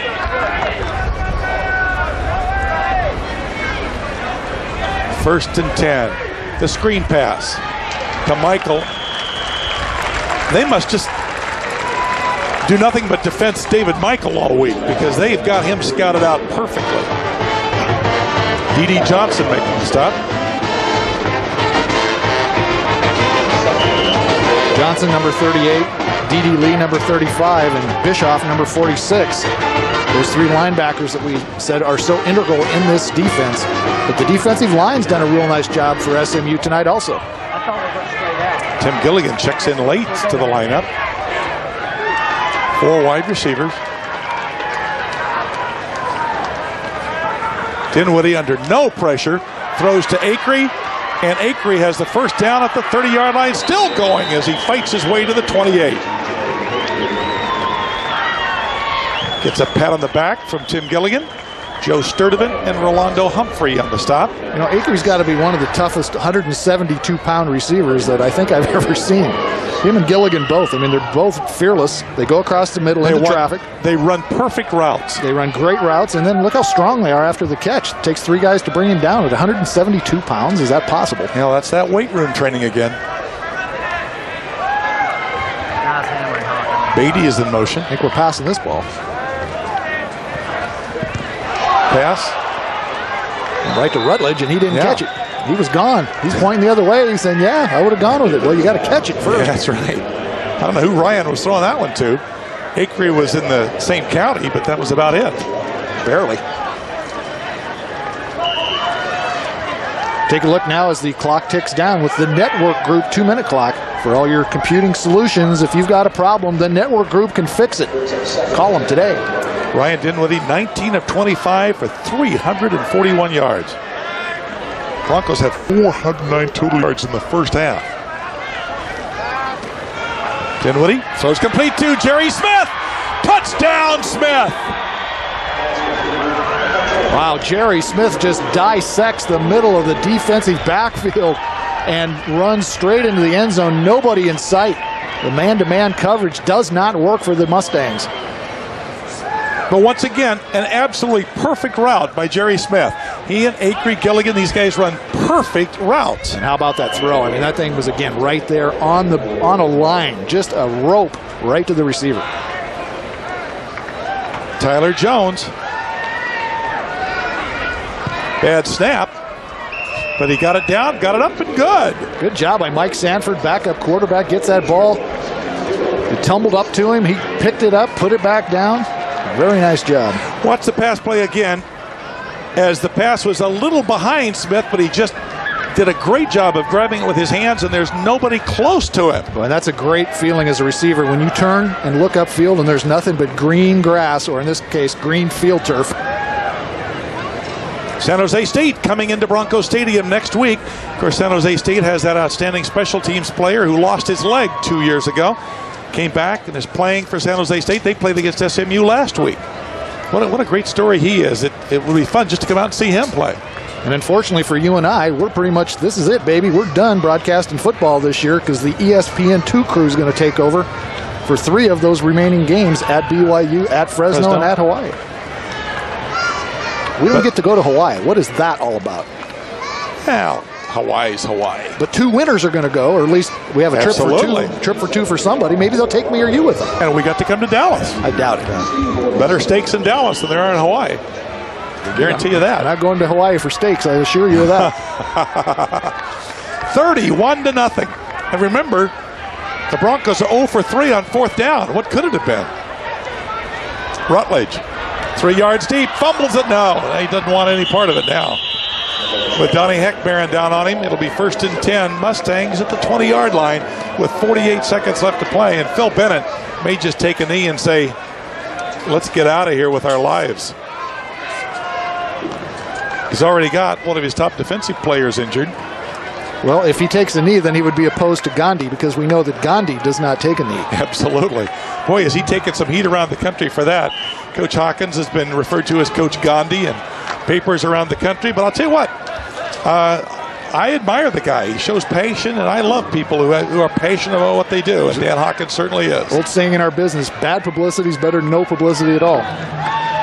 Kincaid tackled behind the line of scrimmage, and Dane Oldham has stepped up once again. Well, you have a habit of picking out the good guys in your pregame show, and you knew the guys who were going to step up. Well, when you look at this offense for SMU, you're not scared of the passing game, but you're certainly scared of Kincaid, and we can see why. He's broken a couple of runs off, one for 42 and the other one for about 12. He's capable of doing that almost every play. So defensive line obviously is going to be important. Stay tuned at halftime for the Treasure Valley Dodge Dealers Halftime Report. We'll have all the scores and highlights of today's college action. It's the Dodge Halftime Report coming up in just a few minutes. The Caveman's down on the field. How's it look down there, Jeff? Well, it's a little bit warm, but it's a little breeze here and there. But I'll tell you what, Boise State's got, 2 more timeouts, guys? And Hawkins is up 31-0 and insisting on getting the ball back to make something happen. Now, I know Hawk wants to attack. He wants to put points on the board, but these are things that fans don't understand, and coaches sometimes maybe let it get out of hand. But we'll see what happens. I'll talk to him about it in just about 40 seconds. Ted? Hey, Jeff, he doesn't find a critic here. You're paid to play the game. You play it full out all the way. I agree with Dan Hawkins there. We better remind Jeff Caves, too. He's getting a little sweaty down there. Get some fluids in you down there, Jeff. Get a drink of water. Take care of yourself down there. Kincaid goes over his left tackle. Picks about 6 or 7 yards. And the Broncos call timeout again. Wes Nurse on the bottom of that pile. Nice run by Kincaid. Larry, as you and I have talked, I used to broadcast the SMU games after they came off the death penalty. We were playing Houston. Houston's going for 100 points. Everybody's all upset that Houston's going for 100 points. And I couldn't understand why they were upset. Everybody wants to play. Everybody wants to play their best. Everybody wants to score. Why get upset about it? I want to remind you to tune in every Sunday afternoon for Broncomania starring Dan Hawkins. All the action starts at 5:30 live from the Ram Restaurant on Broadway. You can ask the coach questions in person, so don't miss it. Broncomania starring Dan Hawkins every Sunday at 5 p.m. right here on the Bronco Television Network. Show stars Dan Hawkins and you. You're invited to come out, be part of the show, have a good meal, enjoy some great action on the big screen. And I suppose we don't have to remind our viewers that last week at home against Tulsa, Boise State was up 20-0 at halftime. So it doesn't necessarily mean that there won't be a meaningful second half to follow. I think you're going to get a chance to see some players you haven't seen much of this year, other than at Idaho State. Bartell to Kincaid, and Kincaid does not have the first down. Well, the Broncos going for the jugular with these timeouts, aren't they? The Broncos are going to get it back. There's 28 seconds left to play. And the Mustangs are going to be forced to punt. Well, the strategy works. The strategy works, assuming that SMU doesn't go for it on 4th down and pick up the first. Which I would seriously doubt at the 28-yard line. Well, Mensel's coming in, so I assume that's not going to be the case. And he is the punter. It'll be interesting to see what kind of a return the Broncos go with. I would bet we see a pretty much full-out block. Full-out rush, yeah. Remember, during the Dodge halftime report, Tammy Doty is going to draw the lucky winner for a Hawaiian flyaway vacation. You and a guest will get to go to Hawaii, a few days at Waikiki, tickets to the game.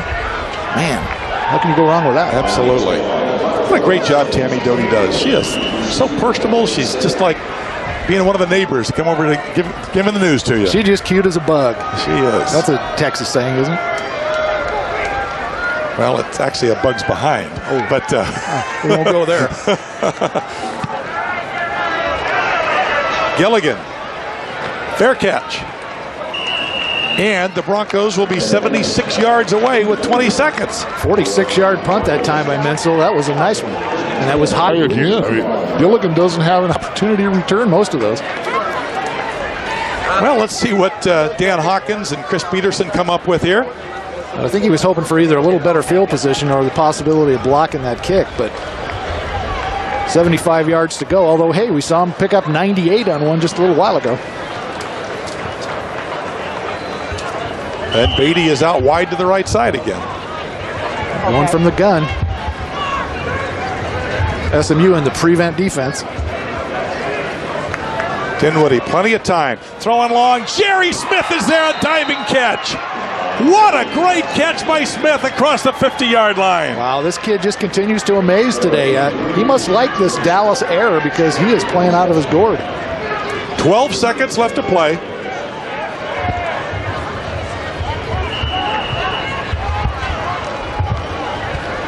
Dinwiddie trips himself and is hit as he lets go of the ball. 5 seconds left to play. Jonas Rutledge came on the blitz, and Rutledge is now hurting.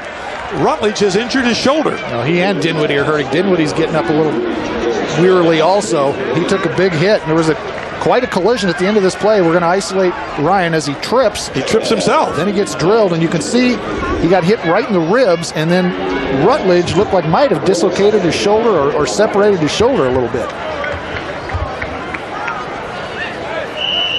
Second down and 10. Ball at the 48-yard line. I can see Rutledge down there working his hands.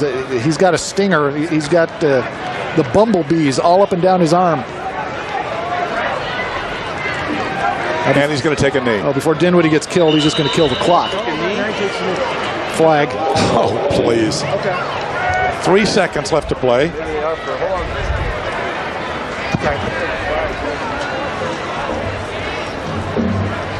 Wow. I mean, that is 395 yards. That's a great day. On the offense, that penalty is declined. Yeah. Well, SMU was starting to go off the field. We're going to have to snap it one more time. Oh, they start the clock after the penalty was refused, and that's going to end the first half of play here in Dallas. It has been a total runaway for the Boise State Broncos as they have caught up to a disheartened SMU football team this afternoon. They lead it by a score of 31-0 on a record-setting performance by Ryan Dinwiddie.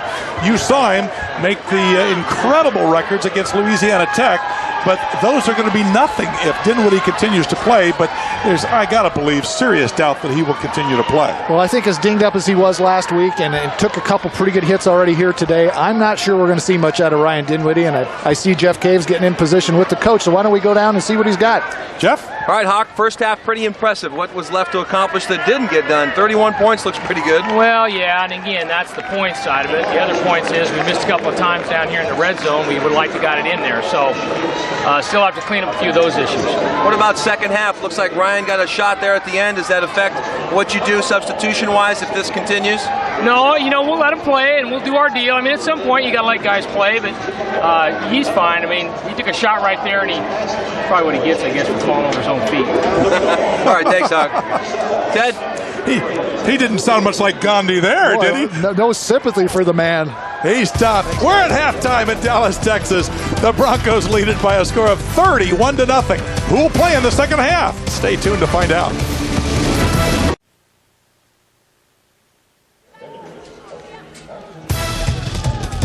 Welcome back to Gerald Ford Stadium on the campus of Southern Methodist University, where it's been all Boise State. The high-powered Broncos have just demolished the Mustangs of Southern Methodist, who have never recovered from a 15-year death penalty. As you take a look, right off the beginning, Tim Gilligan with his first touchdown catch of the year. And then Lawrence Beatty from the 1-yard line. Look at this effort. Wow, what a run after the catch, too. I mean, Lawrence Beatty shakes off two guys. We get a little referee interference there to help him along, and he gets all the way down to the 1. Junior college transfer with his longest catch ever as a collegiate. And then Donnie Heck picks up the touchdown run. Donnie Heck with a burst of speed around end, picks up another 6. A great catch there by Jerry Smith, the senior from Tampa, takes it right up the middle, and the Broncos lead by 31 points here. And look at the passing yards for Ryan Dinwiddie in the first half. You know, the Broncos had over 700 yards at Louisiana Tech. Dinwiddie had 500 yards. Look at these passing yards in the first half here. That's incredible. And you look at third down conversions, that's a little misleading because they're also 0 for 3 on fourth down conversions. But with that time of possession and the number of yards they've racked up, they are just absolutely dismantling this Mustang team. Well, we said before this game started that the Broncos were a little embarrassed offensively by what happened in the second half against Tulsa. Ryan Dinwiddie, I think, was personally embarrassed by the concussion, the fact he wasn't able to see. He was booed for the first time. I think he was very embarrassed, and he came out with a vengeance here this afternoon. You see the Mustangs of SMU coming out of the tunnel. Can they come back? We'll find out after this.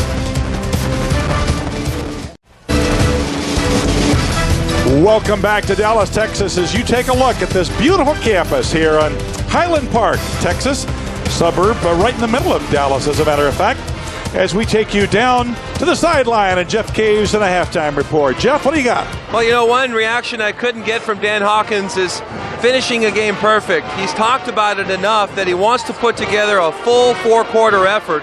Certainly you can say the first team is going to have an opportunity to do it, but I think what's going to happen here is the second teamers are going to have to continue what the first teamers have done, and that means a shutout on defense, no turnovers on offense, and continued execution of the passing game. It could get ugly. I don't see SMU with much enthusiasm coming back onto the field for this half. Ted? Jeff, that's exactly what I saw as they came out. Their heads were hanging. This is a team that's badly beaten. Now, they will get the ball to start the second half. Oh, they might do better to defer till next year. Yeah, I won't touch that one, but they haven't had a good opportunity at this kickoff return yet today. I'm sure Rutledge would like to get one crack at getting this thing back upfield. Tyler Jones. Not going to happen on that kick. Is not going to let him do it. 5 yards on an angle into the end zone. That's as perfect a kickoff as you can get. Virtually no way to return that. The return was set up to go to the middle. When you pin him into that corner like that, you can't get back to the wedge. Well, let's see what Coach Phil Bennett came up with at halftime. Bartell coming back into the game. I thought we might see maybe a little shake-up there too with Tate Wallace, who's gotten a few snaps. 17 for 37 so far is Tate Wallace in passing. Kincaid gets the first call, gets around the corner, and Julius Brown knocks him out of bounds after a gain of 2. And again, a good job by the Broncos to string that thing out down the line of scrimmage, get it to the sidelines, and then let the out-of-bounds make the tackle. To give him 3 yards on forward progress, it'll be 2nd and 7. 78 yards, and again, remember, he got 42 of it on one carry. Pretty much the game plan we thought we'd see out of this offense when we started this broadcast. It hasn't changed yet. Triple wide receivers on the left side this time. Rushbrook goes in motion. Bartell being chased. Gets away from Oldham. Incomplete, intended for the tight end. Big Trent Hinsher out of Houston, Texas. A guy who was actually born in London, England. Lived the first 6 years of his life in London. 6'5", 242-pounders was down there. But Bartell missed him badly. Gets forced out of the pocket. Julius Roberts doesn't keep contained, allows him to get the ball off, and it's almost intercepted by the Broncos. Sideline, or that sidearm toss by Bartell. 3rd down and 7. SMU 1 of 8 in third down conversions. Gerald Alexander, or that's Randy Avalos coming on the blitz, and down he goes. Dane Oldham. Dane Oldham, the man getting credited with the sack. Boy, they did bring an all-out blitz that time, too. Avalos was coming, Corey Hall was coming, but Dane Oldham, the big tackle, makes the sack. That's he's got 2.5 sacks so far this year. That's his second one. I mean, he was virtually untouched. He just came right up the middle. There were so many guys coming that there were not enough blockers to take them all, and Dane Oldham came free. Menso will kick right from the goal line. Gilligan. No fair catch. And down he goes. Great job that time by number 39, Ted Barnhart, who got down quickly, made a quick tackle on Gilligan, a 40-yard punt and no return. But great field position at the 45-yard line for Ryan Dinwiddie and the Bronco offense. Lawrence Beatty's coming in. Indeed, it is Dinwiddie that comes off the bench. And true to Coach Hawkins' words, he's going to get in a couple more series here anyway. Dinwiddie, quick toss to Beatty. And he gets about 5 yards to the 50-yard line. D.D. Lee and Alvin Nabufi with the stop. I like to watch Lawrence Beatty after he catches the ball. He does a nice job of getting this thing up the field. That 5-yard pass there just took Ryan to the 400-yard mark. 400 yards in one half and one play. Wow. 22 of 30 with 400 yards, 2 touchdowns, and no interceptions. His pass efficiency rating must be about 250. Mark Odebakoon splits wide to the right side this time. That's Lausma who went. And again, Michael just has no place to run. D.D. Johnson and Kevin Lausma have a little misunderstanding down on the field. Until Rusty Colburn tells you to go away. Colburn's a big dude, isn't he? Lausma doesn't need to argue. He can outsmart him. He's about a 3.5 grade point average. I know he can't outrun him, so he better outsmart him. Outstanding student. Criminal justice major out of Decatur High School in Federal Way, Washington. 3rd down and 5. Quick toss, complete. Acree almost broke it free. And now a late flag comes down. It's going to be a personal foul against somebody. The linesman from way out across the field.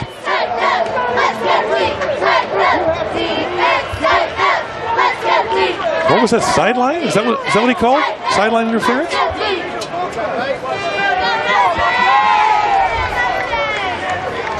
Here's Acree on the top of your screen catching the ball right at the hash mark. And again, look at the strength in his legs. Goes over the top of one defender and almost breaks free. If it hadn't been for Rolando Humphrey, he'd have been gone.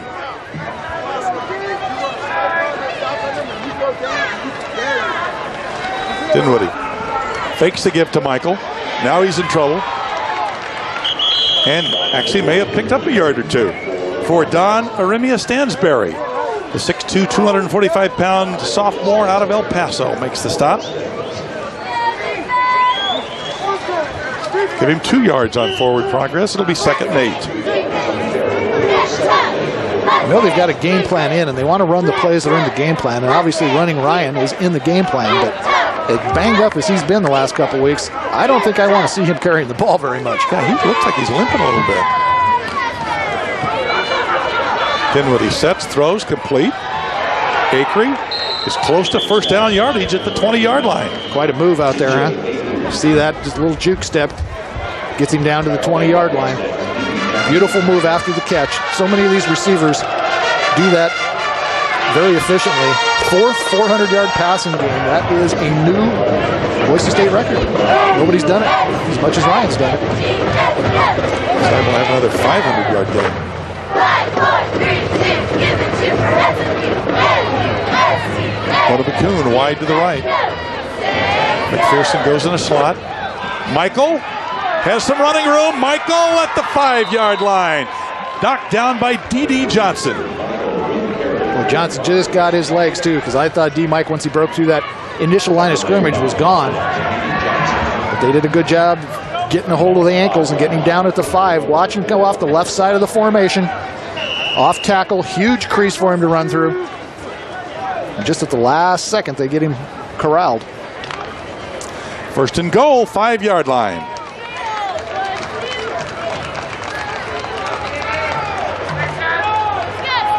Three tight ends in the ball game. Ryan Dinwiddie, touchdown. Great fake by Dinwiddie. As he fakes it to Beatty, going around the right side, there is a flag at the line of scrimmage.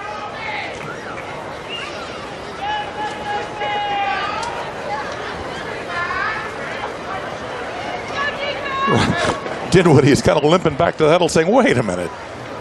All that work I did for nothing? There were 2 fouls on the play. Holding on the offense, personal foul on the defense. Those penalties will offset. We'll replay the down. All right. Well, we're going to replay the down, but I bet you don't see a replay of that particular play. Well, look at the changes coming to the lineup now.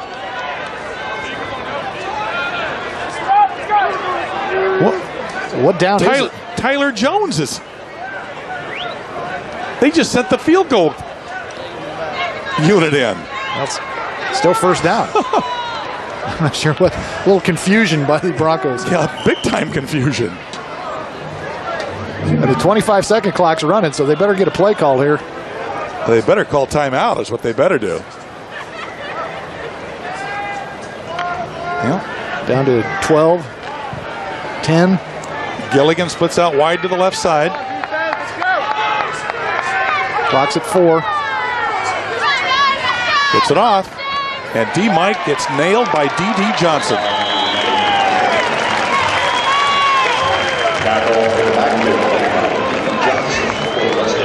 Well, that was about as confusing a set of downs as I've ever seen. There is no time with as mobile as this front is for SMU to dance around. D. Mike tries to hit the hole quick, but there's guys in his face, and he has nowhere to go. Johnson is right there.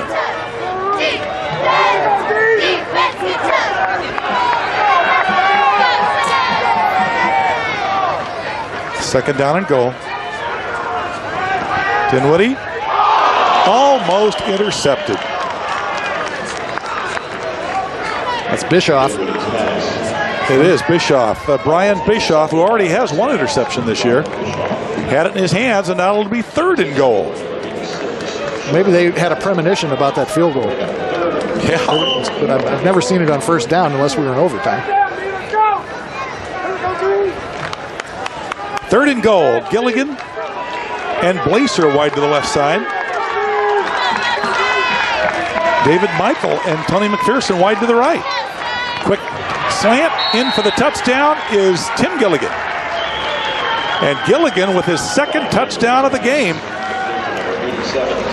makes it 37-0. Great job by Gilligan of running that little in route, shielding himself, gets his body between himself and the defender, cradles the ball and gets it into the end zone. Very nice route.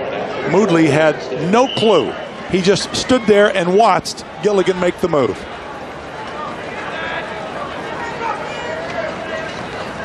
Tyler Jones out of the hold of Mike Sanford.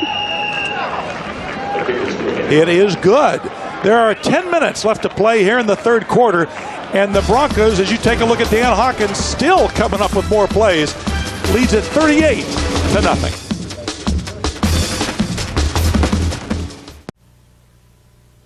A 9-play, 55-yard scoring drive took right around 4 minutes, and the Broncos lead it 38-0 as Dan Hawkins sends his defensive unit out, and Tyler Jones blasts it off, and once again he kicks it out of bounds. It was close.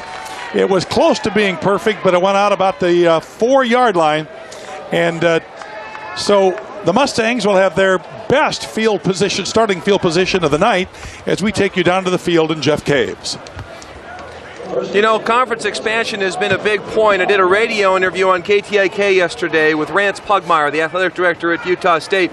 One thing he said surprised me. Sure, he'd be open to a WAC invitation. He talked about a potential for a Sun Belt WAC merger. These 2 conferences getting together. It'd be interesting to see what Boise State and what their reaction would be to that, Ted. Richard Bartell, the quarterback for SMU, just wants to get out of this game alive. High snap, give to Kincaid. Kincaid goes nowhere. Loss of a couple of yards as Mike Williams, the redshirt freshman out of Lethbridge, Alberta, makes the stop. We're fortunate to have here in the booth here in the second half the athletic director for the Boise State Broncos, Gene Blameyer. Gene, glad to have you here in Dallas. Great to be here. It's a beautiful day, and the Broncos are doing well. Boy, the Broncos are playing well, aren't they? Sure are. They're looking great, and it's a great afternoon if you're a Bronco. Second down, 11 yards to go for Bartell.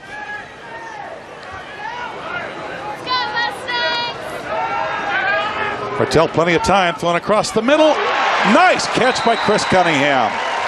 Cunningham has it at the 45-yard line.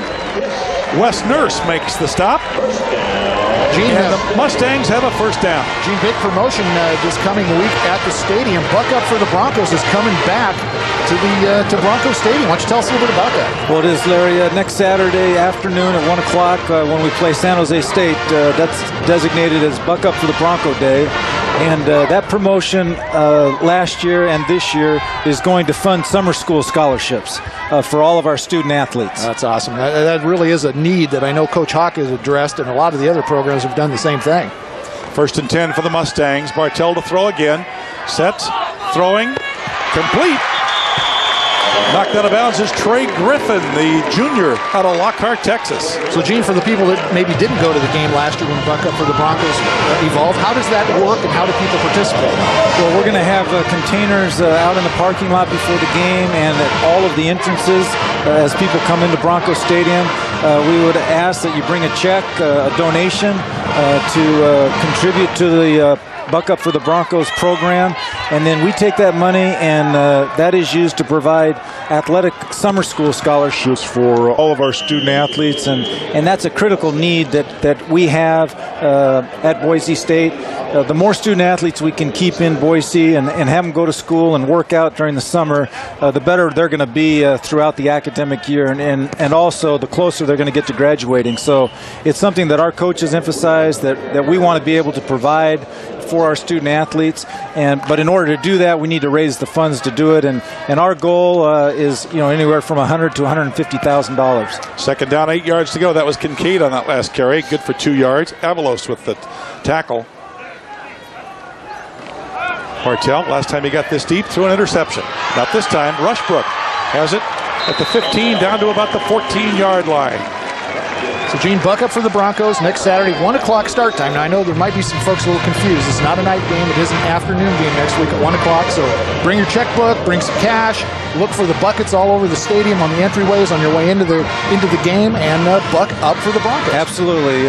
Like I said, it's a great cause, and it goes directly to the student athletes to help them in school and to help them graduate. And we would appreciate everybody's participation in this great fundraiser. Griffin splits out wide to the right side on 1st and 10 at the 13-yard line. Bartell, 5-step drop, throws into the end zone. Rushbrook is there, but it's just tipped away at the last second. Nice defensive effort that time by Terrell Hall, who hasn't had a chance to play much this year, but got his hand on that one. That's Gabe Franklin, 16. Take another look at this one. Pressure up the middle from Carr. Makes him throw the ball probably before he wanted to, but great defensive backfield coverage. How many times have these guys touched the ball today? They've had their hands on a lot of passes that Bartell's thrown. Franklin had to stretch out to get that one, and he just got his fingertips on it. Well, Gene, you got to give us now a quick update on Delaware. How are they doing today?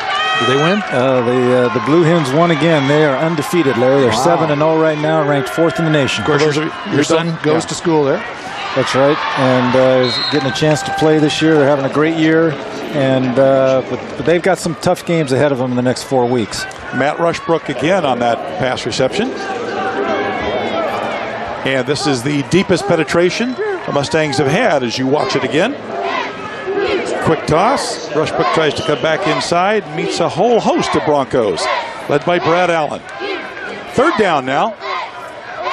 Well, Gene, thanks for stopping by. We'll remind folks again all week long about Buck Up for the Broncos. Bring some cash, bring your checkbook, bring whatever. Just Buck Up for the Broncos next Saturday, 1 o'clock against San Jose. Bartell to throw on 3rd down into the end zone. Knocked away beautifully. Intended for Matt Rushbrook once again, and Julius Brown was right there. Julius Brown's going to force the field goal team to come on for SMU. Man, 38-0. I don't know if I'd be kicking many field goals. Well, I think we saw Coach Hawkins' philosophy in that regard. They obviously want to get that goose egg off the scoreboard. What a great recovery by Julius Brown that time. Chris McMurray is 3 of 5 field goals on the year. And the goose egg is off the board as Chris McMurray hits his 4th field goal of the year. You know, incredibly, Poe, this team has only scored 6 touchdowns all season long. Will they be able to score one today? Find out. Stay with us.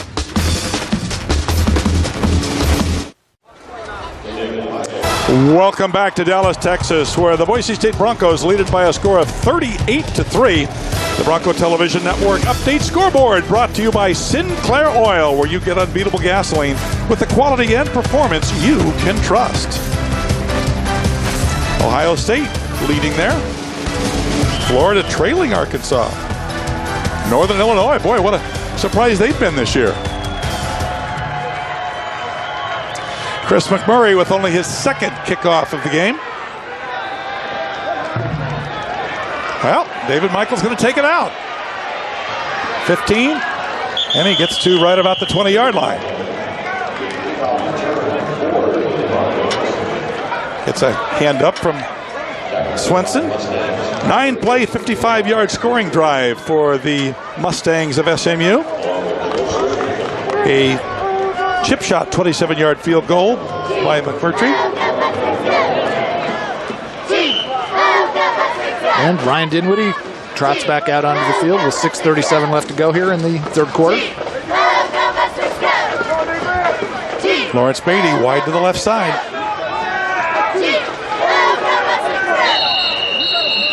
And flags fall. Too much time? Nope, there's clock still running.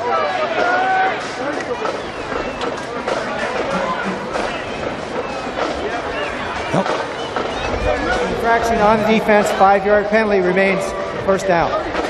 A substitution infraction, okay. Yeah, by the rule book, you're supposed to check into the huddle before you go to your position, and if they're running guys in and out of the game, sometimes you can't do that. 1st and 5 now. Ball at the 24, Dinwiddie to throw again. He has got Acree. And Acree is down to the 41-yard line. Jonas Rutledge gets beat again. And Rutledge, who is not getting up for a while. Rutledge is shaking his head. Acree runs right by him. Dinwiddie does a good job looking to his left first, then he comes back to Acree, who was his receiver all the way. And there's separation between Acree and Rutledge. Rutledge loses his helmet there. He's going to have to come out of the game. The training staff came onto the field, so he'll check out. 9 catches for 109 yards for Acree. And the junior out of Pocatello, Idaho, whose Highland High School team is still unbeaten this year, is a marketing major at Boise State. He sure sold on the pass routes, I'll tell you that. 1st and 10. Donnie Heck. It's upended after a gain of a couple of yards.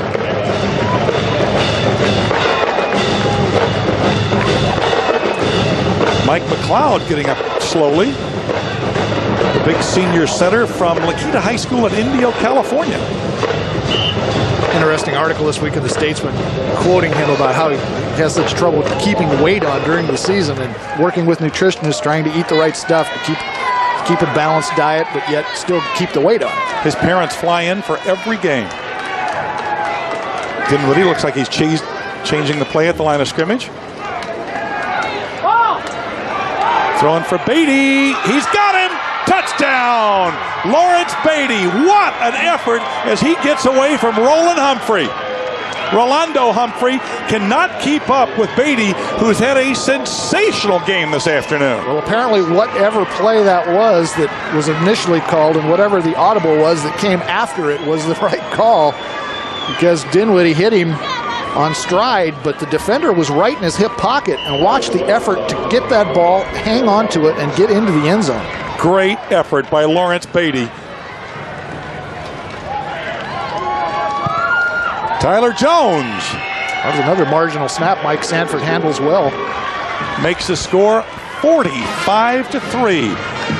Dinwiddie has now passed for 509 yards. He's close to his career best of 532. Will he get it? Stay with us.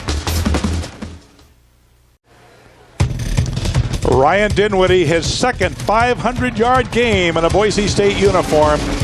An all-time Boise State record, of course. His first one was the game you watched here on the Bronco Television Network against Louisiana Tech. Tyler Jones kicks it out of bounds again. His second straight out-of-bounds kickoff. And Tyler's not going to be happy about that. As you take a look at Jonas Rutledge, who has only had a chance to return one kick so far. 3-play, 80-yard scoring drive. Only took a minute 13 off the clock, and look at the smile on Ryan Dinwiddie's face. Well, he should be happy with that performance. And gee, it was all of 2 weeks ago that he had his first 500-yard game. Had a little blip against Tulsa last week, but hey, when you have trouble remembering the second half, who can blame you if you had a tough night? 592 total yards for the Broncos. Kincaid breaks one tackle and actually picks up 6 or 7. The Broncos had that thing defended pretty good, but Kincaid did a great job of gathering his feet and just kind of waiting for the guys to run by him, and they cut back against him. Wes Nurse, Cam Hall, and Chris Carr all up off the bottom of the pile. And they give him 8 yards on forward progress. Mike Dominguez checking into the defensive line.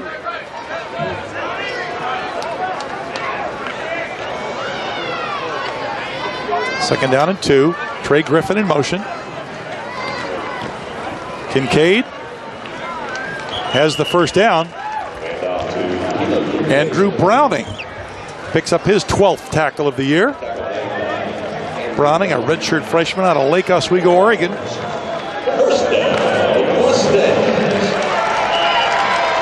And they'll move the chains. Kincaid had over 70 yards in the first half. He's got to be getting semi-close to that 100-yard mark. Kincaid came into this ball game with 654 yards rushing. Matt Rushbrook splits wide to the right side. And SMU wants timeout. Bartell doesn't like what he sees. Are you an aggressive driver when you're running late? If you ever speed, tailgate, or run red lights, you are an aggressive driver. The Idaho Office of Highway Safety reminds everyone to remember, aggressive driving kills. You're risking more than just your life. I've seen some aggressive driving here in Dallas. They are aggressive people here. You have to be aggressive to get on and off those freeways. Yep. But this is a beautiful city. A 9.4 yard per play average for the Boise State Broncos and head coach Dan Hawkins. Is that a smile? That is an amazing number right there. Dan Hawkins is saying to his punter, Springer there, he says, you're liable not to let her at this rate. Jeff Caves is down on the sidelines. Jeff, what do you got for us? Looking now for the next quarterback for Boise State in the second half, continue this football game. It looks like it's going to be Mike Sanford. He's been taking some snaps with the center. Most of us thought maybe Zabransky would get the work. Perhaps his shoulder's not fully healed, but it looks like Sanford will come in and Ryan's done for the day. Ed? Well, so he won't set a new record. That's Zabransky going along shaking hands with everybody. Bartell. Kincaid gets nothing. Boy, a nice job by Brad Allen to knife in off the corner and take the legs out from under Kincaid. Still picks up 2 or 3 yards, but a good effort by number 31 off the right side of the defensive formation. Brad Allen's listed at 5'9", 180 pounds. If you stood next to him, you'd say, this kid's a 6th grader. But he's all heart. He's just an incredible player. All heart and muscle. Second and 8. Bartell throws it incomplete, intended for Griffin. All right, check that. That's Chris Cunningham. Was Ryan signing autographs up there? I guess he is done for the day. Up there talking to the crowd, talking to the family, sign a few autographs. I'll tell you, the biggest crowd congregation here is right across the way, and it's Boise State fans. That's the biggest congregation of anybody here. Now, there are more SMU fans, but look at this. This is the biggest congregation of fans in any one place in this stadium today. Well, they're certainly having more fun than the guys in red and blue. 1 of 10 on third down conversions for the Mustangs today. Well, they're trying it here. 3rd down and 7. Bartell throws complete to Cunningham for the first down. As he crosses the 40 to the 38-yard line, Wes Nurse makes the stop, and Bartell just had too much time.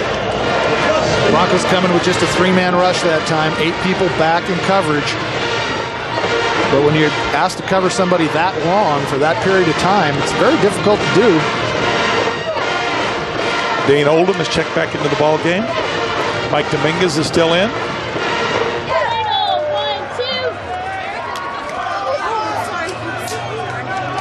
First and 10 for the Mustangs with 3:15 left to play here in the third quarter.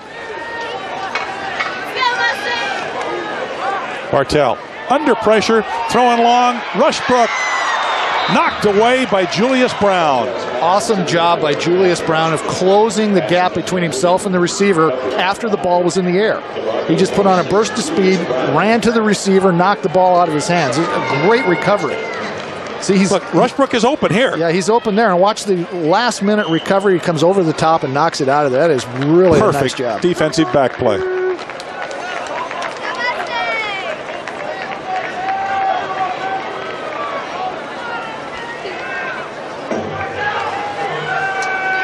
Second and 10.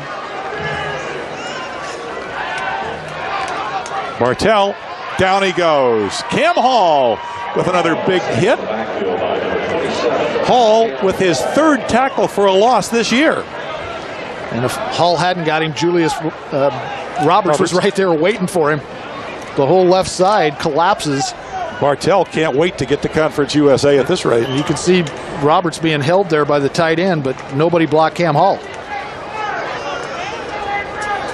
Third down and about 21 yards to go.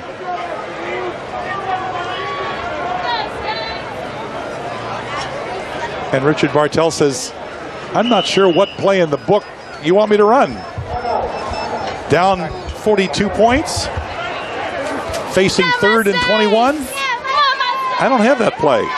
But you have a play. Stay tuned at the end of our broadcast for the Idaho Lottery Lucky Play of the Game. We'll feature one of the Broncos' top plays of the day, sponsored by the Idaho Lottery, encouraging players everywhere to score big. Ted, I've had to explain this promotion. It's the lucky play of the game. It doesn't mean the Broncos were lucky. Yep. It means it's the lucky play of the game. Now, there is a difference there, and I've tried to explain this to some of our viewers, but, you know, let's just let it suffice to say this is the lucky play of the game, because if you're playing the lottery and you win, that would be the lucky play of the day. That would be lucky. There you go. Okay, as we take a look at the Sinclair scoreboard, Michigan all over Illinois. Nebraska embarrassing Texas A&M. Auburn over Mississippi State. They can't get rid of their coach soon enough. Texas rebounding. Oklahoma State shutting down that high-powered Texas Tech. Wow, look at Hawaii and La Tech. Interesting. Yeah, but that game's got a long way to go. Nevada. BYU and Wyoming, no score. What was the Nevada score? I missed that one. Were they up or down? Nevada was up by 2 touchdowns. All right, 3rd and 10. Rushbrook wide to the right side. Cunningham and Griffin wide to the left. Avalos on the blitz. Missed the tackle, and down goes Bartell. Look, there's 5 guys back there around him. 5 Broncos in the backfield on top of him. No way you can throw that ball. Berger, I think, is going to get credit for the sack. For Travis Berger, that would be his first sack of the year. Look at this is the jailbreak from Sing Sing, man. There is no way this guy's getting away from that pass rush. Dominguez and Berger on his tail. There's nowhere to go. Bartell just says, I'm done. Let me go. The Conference USA. His whack is too tough. Ryan Menzel, who will earn his letter this afternoon. Good punt. Gilligan lets it go. And it dies right at the 25-yard line. Well, that's one thing I've noticed about this new synthetic turf is when the punts hit this stuff, they die. Yeah. I mean, it's like dropping in a 60-degree lob wedge into the green from 100 yards out. It's amazing. At the end of today's game, be sure to stay tuned for the Subway Sub of the Game. We'll highlight a non-starting player who's made a major contribution to today's game. Brought to you by Subway. Eat fresh. Well, let's see who's coming out to run the offense. Jared Zabransky.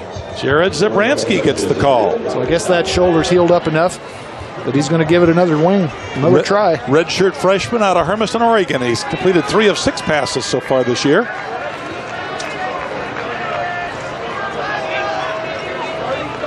Zabransky sets, throws, complete to Mark Onabakun. First time we've called Mark Onabakun's name today. Yeah, that's only the second pass he's caught.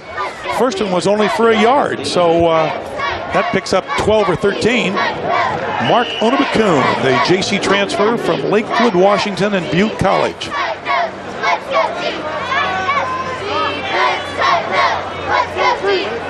New center in the game for Boise State, Joe Wigand, checks in for Mike McLeod.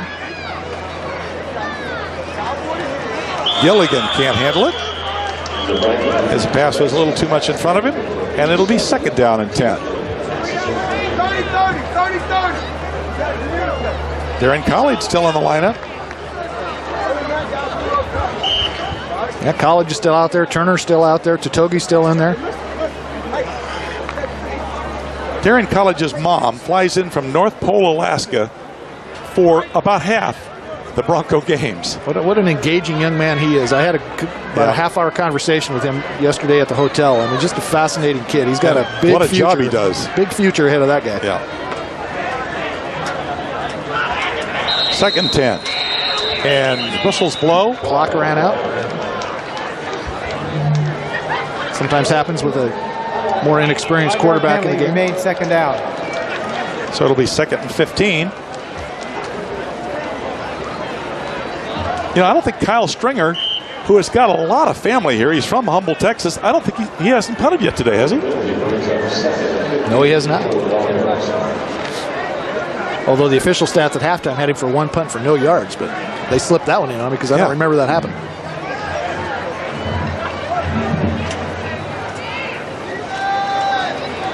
Zabransky throws the screen. The ball is on the ground. Recovered by Joe Wigand, and they're going to call it a fumble. Good hustle by the replacement center, who's done a good job. Had a little problem with a car accident that delayed his morphing into a little better player for a while because he had some headaches and concussion results from that accident. But good hustle there, and he outraced the D lineman to the football. 6'1", 287-pound freshman. Good speed. You see the ball pop out there, and look at Wigand, man. He is running.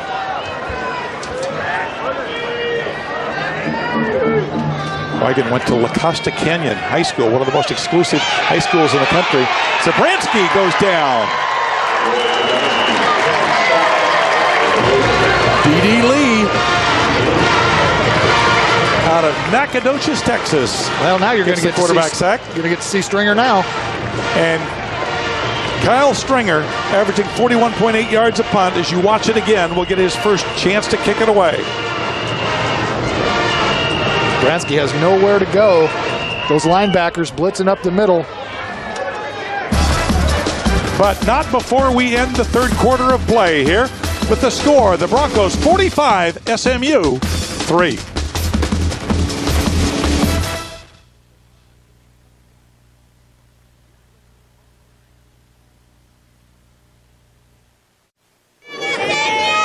They've got young players, they've got young fans here at SMU. And a youngster, a freshman, Kyle Stringer, will punt for the Broncos. But not before. They're going to back it up 5 yards. Brad Hall jumped off sides, I think. Blake Warren is back deep. He averages 13. Snap, false start on the offense. 5-yard penalty. Remains fourth down. Well, this will not be a series that Dan Hawkins will be pleased with. I think he expects a little crisper execution from his second-team guys, and it's not all second-team guys, actually. Stringer is now kicking out of his own end zone. He has built his average up to 41.8 yards a punt. Good snap. Big rush. Look at that Takes bounce. a great bounce. Blake Warren picks it up, breaks a tackle, breaks another tackle, but Brad Allen gets it. Nice job by Brad Allen getting downfield and making the stop. at the 40-yard line as you take a look at the Washington Trust Bank third quarter statistics. That was a 50-yard punt, too, and the Broncos racking up some numbers. Not on that last drive, but certainly have put up a big, big number today. 590 total yards. They're still over 100 off their high against Louisiana Tech. Surprisingly, the time of possession not really that unbalanced. Got to remember those 3 fourth downs that they missed. Kincaid. 4 yards maybe.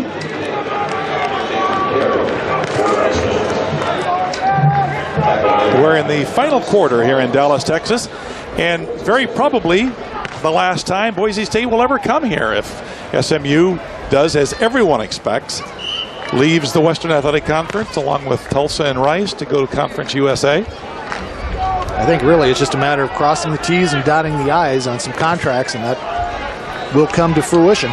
Mustangs will be in Boise next year, though. Kincaid.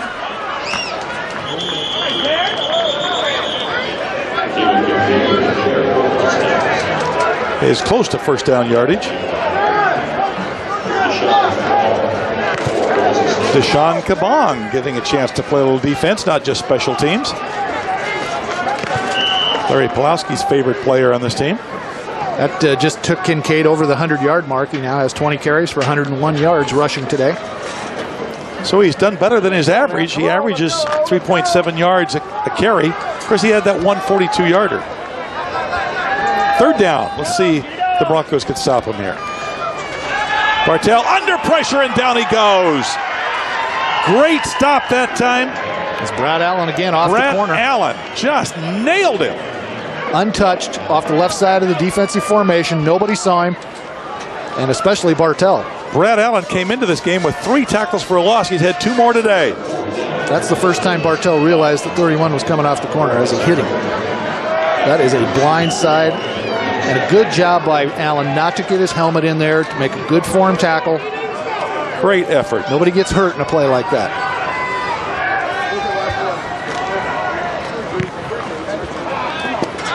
Short punt, but Gilligan has no chance to catch it. Takes a Bronco bounce, and it'll be down at about the 34-yard line. We've got 12:40 left to play in this blowout as the Broncos are all over the Mustangs of SMU by a score of 45-3. Welcome back to Dallas, Texas, where the Hawaiian flyaway winner is Michael Monroe from Eagle, Idaho. Congratulations. The Bronco Television Network congratulates you. You just won a trip for 2 to Hawaii to see the Broncos take on the Rainbow Warriors of Hawaii. Spend a few days on Waikiki. Compliments of Harmon Travel and the Bronco Television Network. Mike Sanford gets the call. Carpenter moves his way to the outside, and Carpenter picks up about 8 yards before Jonas Rutledge makes the stop. Jeff Carpenter getting his first chance to play this year. And I guess he'll stay in the game. Lee Marks was headed into the game, but they're giving different personnel for this particular play. Mike Sanford, whose father is the offensive coordinator for the University of Utah.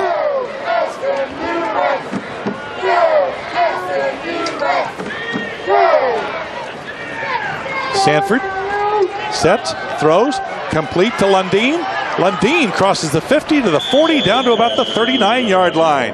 Trent Lundeen with his first catch of the day. Or check out Derek Schumann. Derek Schumann, 91, not 81. Schumann's wide open. Sanford takes the 5-step drop, flips it out to his big tight end, turns upfield and runs. Get a little daylight. Looking for somebody to hit. Derek Schumann came into this ball game with 8 catches for 99 yards. That puts him over the 100-yard mark for the year. 1st and 10, and Sanford gives to Marks. Marks with his 3rd carry of the afternoon. That one wasn't as good as the other 2. Ryan Dinwiddie, 6 receivers, 509 yards, 4 touchdowns. What an afternoon. Pretty good 3 quarters worth of work.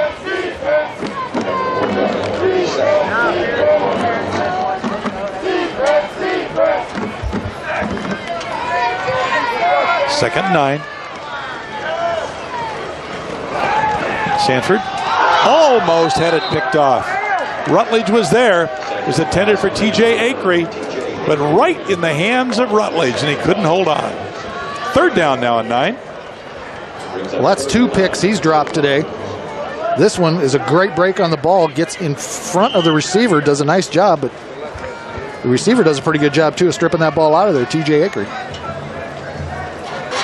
Third down, Gilligan, Beatty go wide to the right side. Acree comes wide to the left.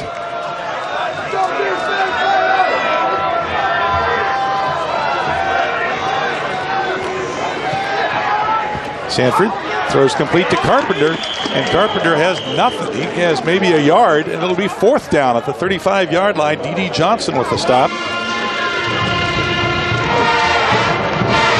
And I don't see any punt teams coming in. I see Jerry Smith coming in with a play. Yeah, this is no man's land right here. It's too far for the field goal in reality. Out goes Kevin Lausma. Punting does not much good, so send 3 wide receivers to the right, 1 to the left, see what happens.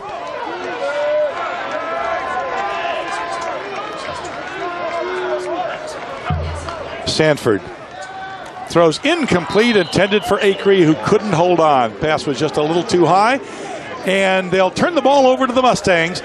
So 0 for 4 on fourth down situations.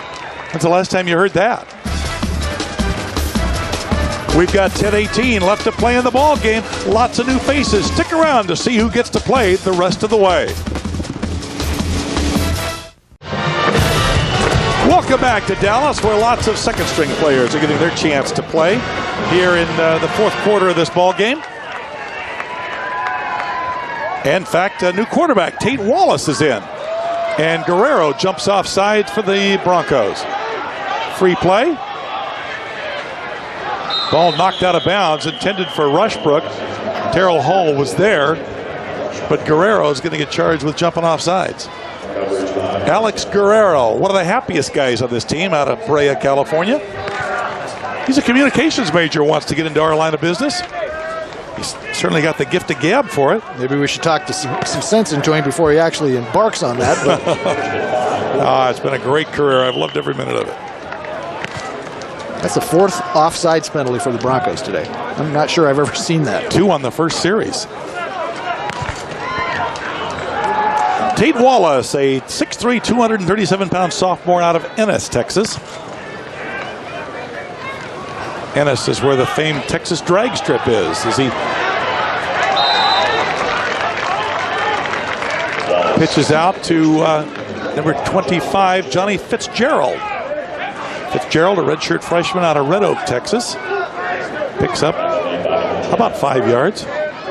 And with a guy as big as Wallace in the state of Texas, you would expect to see some option possibilities. And they do it here. Good pitch.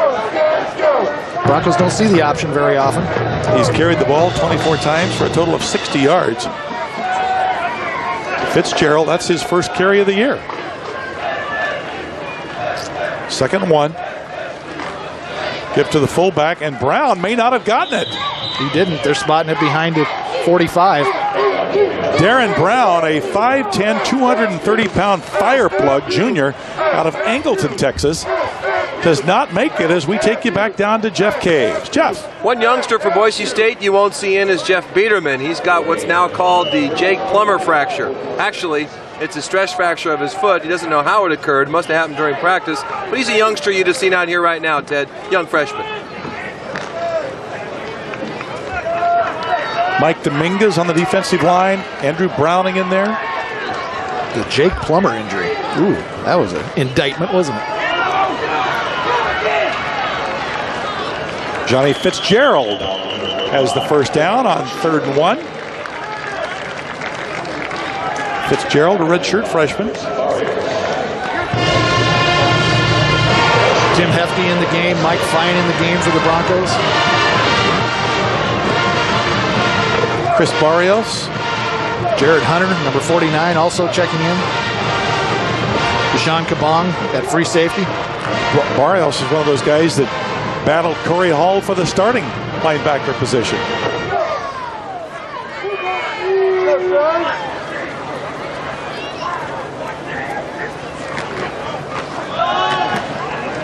And once again, the give is to Johnny Fitzgerald.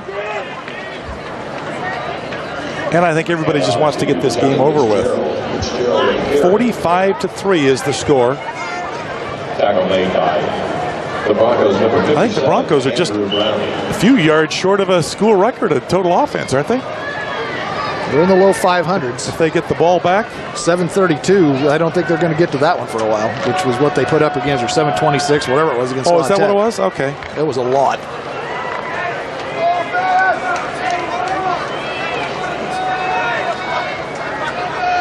That's what it is. They're close to the passing mark. Quick toss. Complete to number 18, Jamon Cleveland, a freshman out of Baytown, Texas. He only had one catch coming into this game. He's had a career day today. We had two early in the first half, and that was the last time they threw to him. Bring up 3rd and short.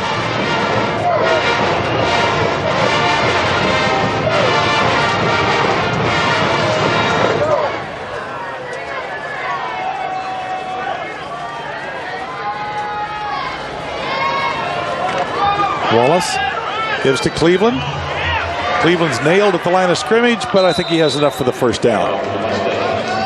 We had enough of the first push that he gave, and then the second effort he definitely got enough, so they'll move the chains again. Alex Guerrero gets credit with the tackle. It's his 6th tackle of the year.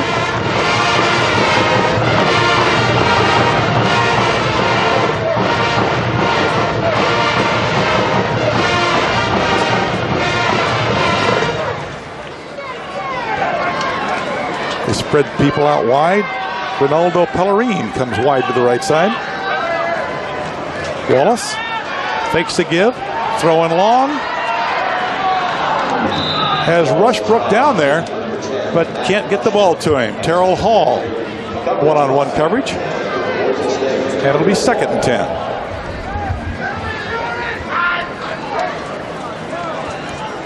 Again, as I mentioned earlier, this team only has 6 touchdowns all season long. Ted, this is our last broadcast on the Bronco Television Network. We'll pick up the Nevada game at home towards the end of the season, which could end up being a heck of a ball game. Huge game. But ESPN2 will take over for us for 3 ball games, and then we're going to come back on December 6th with some basketball for you. Quick toss. Complete to Blake Warren, but not enough for the first down. Interesting stat. SMU has 6 touchdowns on the year.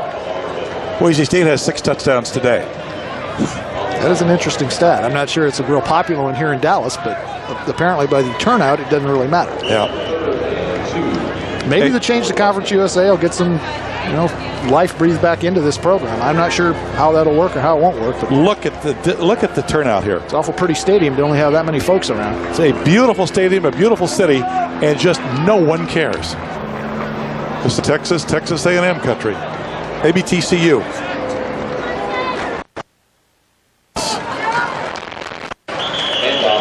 Good for the first down.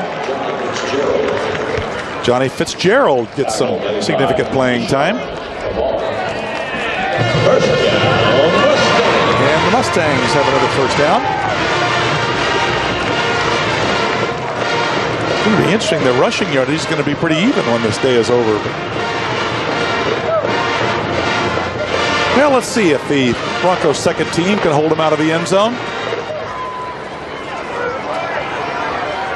One of the few rush-oriented teams I've ever seen beat the Broncos was Rice, and that option was so hard to defend when you only see it once a year. Chris Barrios just nailed Fitzgerald as he came over his right tackle.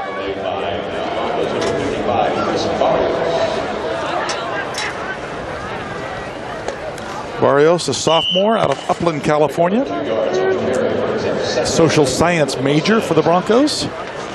Broncos will take on San Jose State next Saturday at Bronco Stadium, 1 p.m. start time in Boise. Buck up for the Bronco Day. Bring your cash, bring your checks, bring your money orders. They've had sellouts. They've had at least 30,000 for each game so far. Let's keep it going. Fumble. And down he goes. Guerrero gets the stop. Alex Guerrero with his first sack of the year. And the big 6'1", 279er puts Wallace on his wallet. Wow. Fumbles it. And now, here comes Guerrero. It's a little help from Andrew Browning, but Guerrero will sure be credited with that sack. And I'm not so sure the fumble really mattered that much. It looked like Guerrero was going to be there anyway. 3rd down, 15 for the Mustangs. Ronaldo Pellerin splits out wide to the left side. Wallace under pressure again, gets away from Hefty. Now he's going to run it.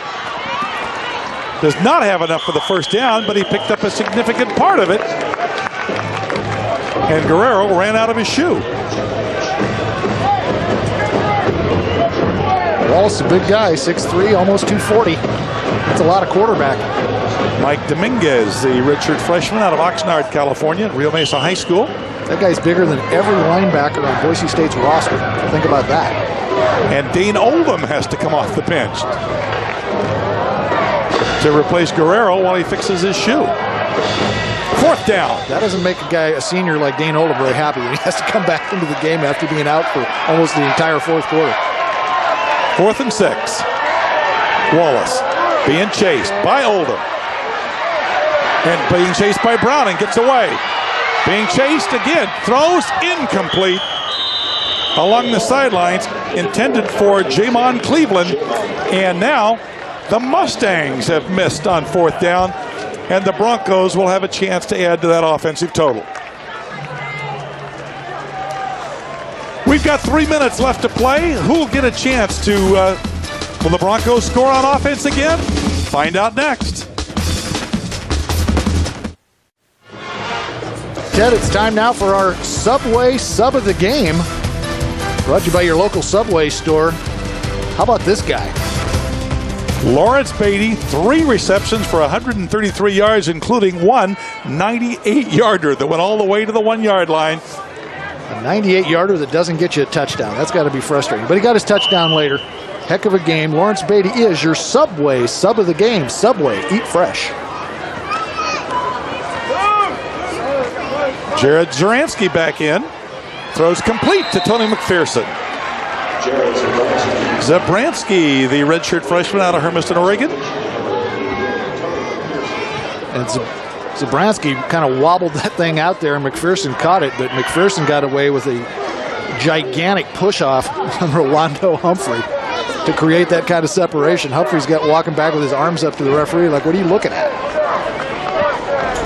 Mark Odobakun goes wide to the right side. McPherson comes wide to the left. Double tight ends. It'll be pretty basic from here on. Jeff Carpenter barely gets back to the line of scrimmage. Carpenter getting his first significant playing time. 5'9", 195-pounder. Out of Kuna High School. Be interesting to see Coach Hawkins' reaction after the game and hear his comments. And Jeff Caves will corral him and maybe a player or two if we can get an interview. We'll talk to some of these guys about this big win today. Hey, it's a whack win. That's all it counts.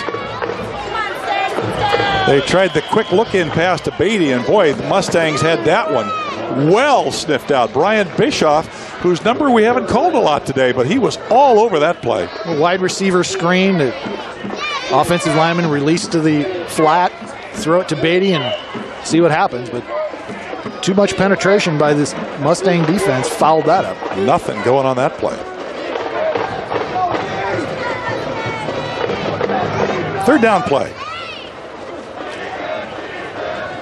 So far, the second stringers only have 1 first down, and flags fall as illegal motion. People jumped off sides. That might have been on the center. It looked like he didn't snap it when he was supposed to. There was a false start on the offense. 5-yard penalty, remains 3rd down. I think there was more than one person jumping around on that one. 2:12 left to play in the game. 45-3 is our score. We are in an absolutely gorgeous press box here.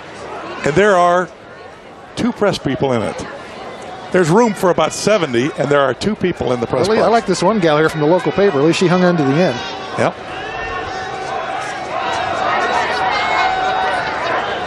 Third down and 15. Zabransky, plenty of time. Now he's going to run it.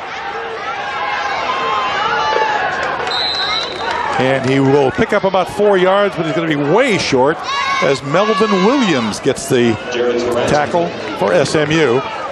And Kyle Stringer is going to get a chance to show off for friends and family. He's got a big contingent of family here. Blake Warren will be back for SMU to potentially return this punt. Greg Swenson's got a lot of family down here. His first kick was 51 yards, Ted. See what he can do with this one. Good snap. Fumbled a bit. Ooh. That won't make the highlight reel.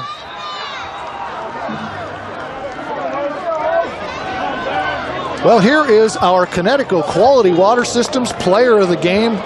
You know, we've given it to this guy many times this year in our 5 broadcasts that we've done with good reason. Look at the numbers that this young man put up today. 27 of 36, over 500 yards, 4 passing touchdowns, and 1 on the ground. Ryan Dinwiddie is your Connecticut Quality Water Systems Player of the Game. Well, it certainly won't be Kyle Stringer. He only had 9 yards on that last punt. And if you want some clean water, you call those guys at Connecticut. They will clean your water up in a heartbeat. Absolutely. There's nothing better than good, clean water. It really is great. Amen. Wallace tries to throw it out to Darren Brown, the fullback, and the little 230-pound 5'10 spark plug can't quite get there.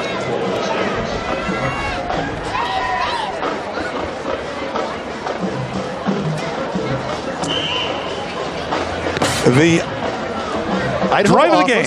Idaho Office of Highway Safety. Idaho Office of Highway Safety drive of the game.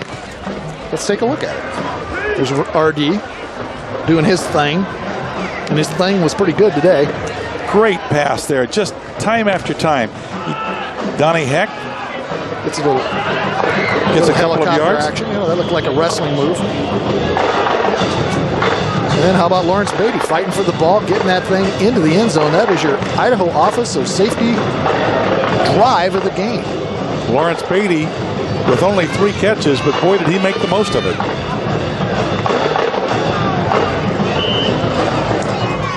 And the 2-minute clock comes up. Compliments of the network group. For all your computer problems, you got a network that's acting up on you, call these guys. Guarantee they will fix it. They do a great job. Third down and almost 10 for the Mustangs.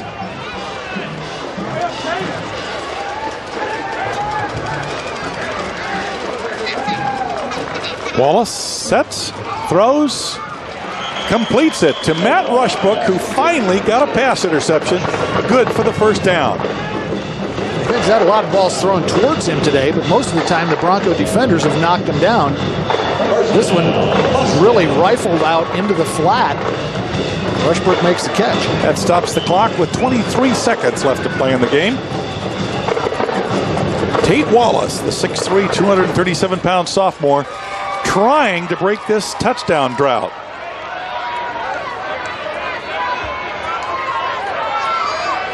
Four-man rush by the Broncos.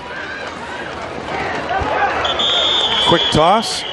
Goes immediately to Blake Warren. And our last award of the day is our Idaho Lottery Lucky Play of the Game. This is the long pass play that does not result in the touchdown, but it does result in 98 yards for the offense. Lawrence Beatty takes it down to the 1-yard line. What a play. That is your Idaho Lottery Lucky Play of the Game. And that ends the game here as you take a look at victorious head coach Dan Hawkins talking to his good friend Phil Bennett. Specialist, as Hawkins has said several times, that Bennett is a defensive genius, and he has shown it at various stops along the way.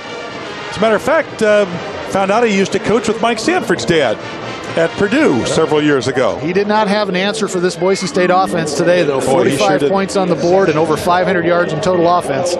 He was the second leading offense in the Western Athletic Conference coming into this ball game, but Boise State is a very, very powerful offensive unit. Jeff Caves down on the field as we take him down. Jeff Caves and the victorious coach Dan Hawkins. Hawk, this is about as complete as it's been this season, wouldn't you agree?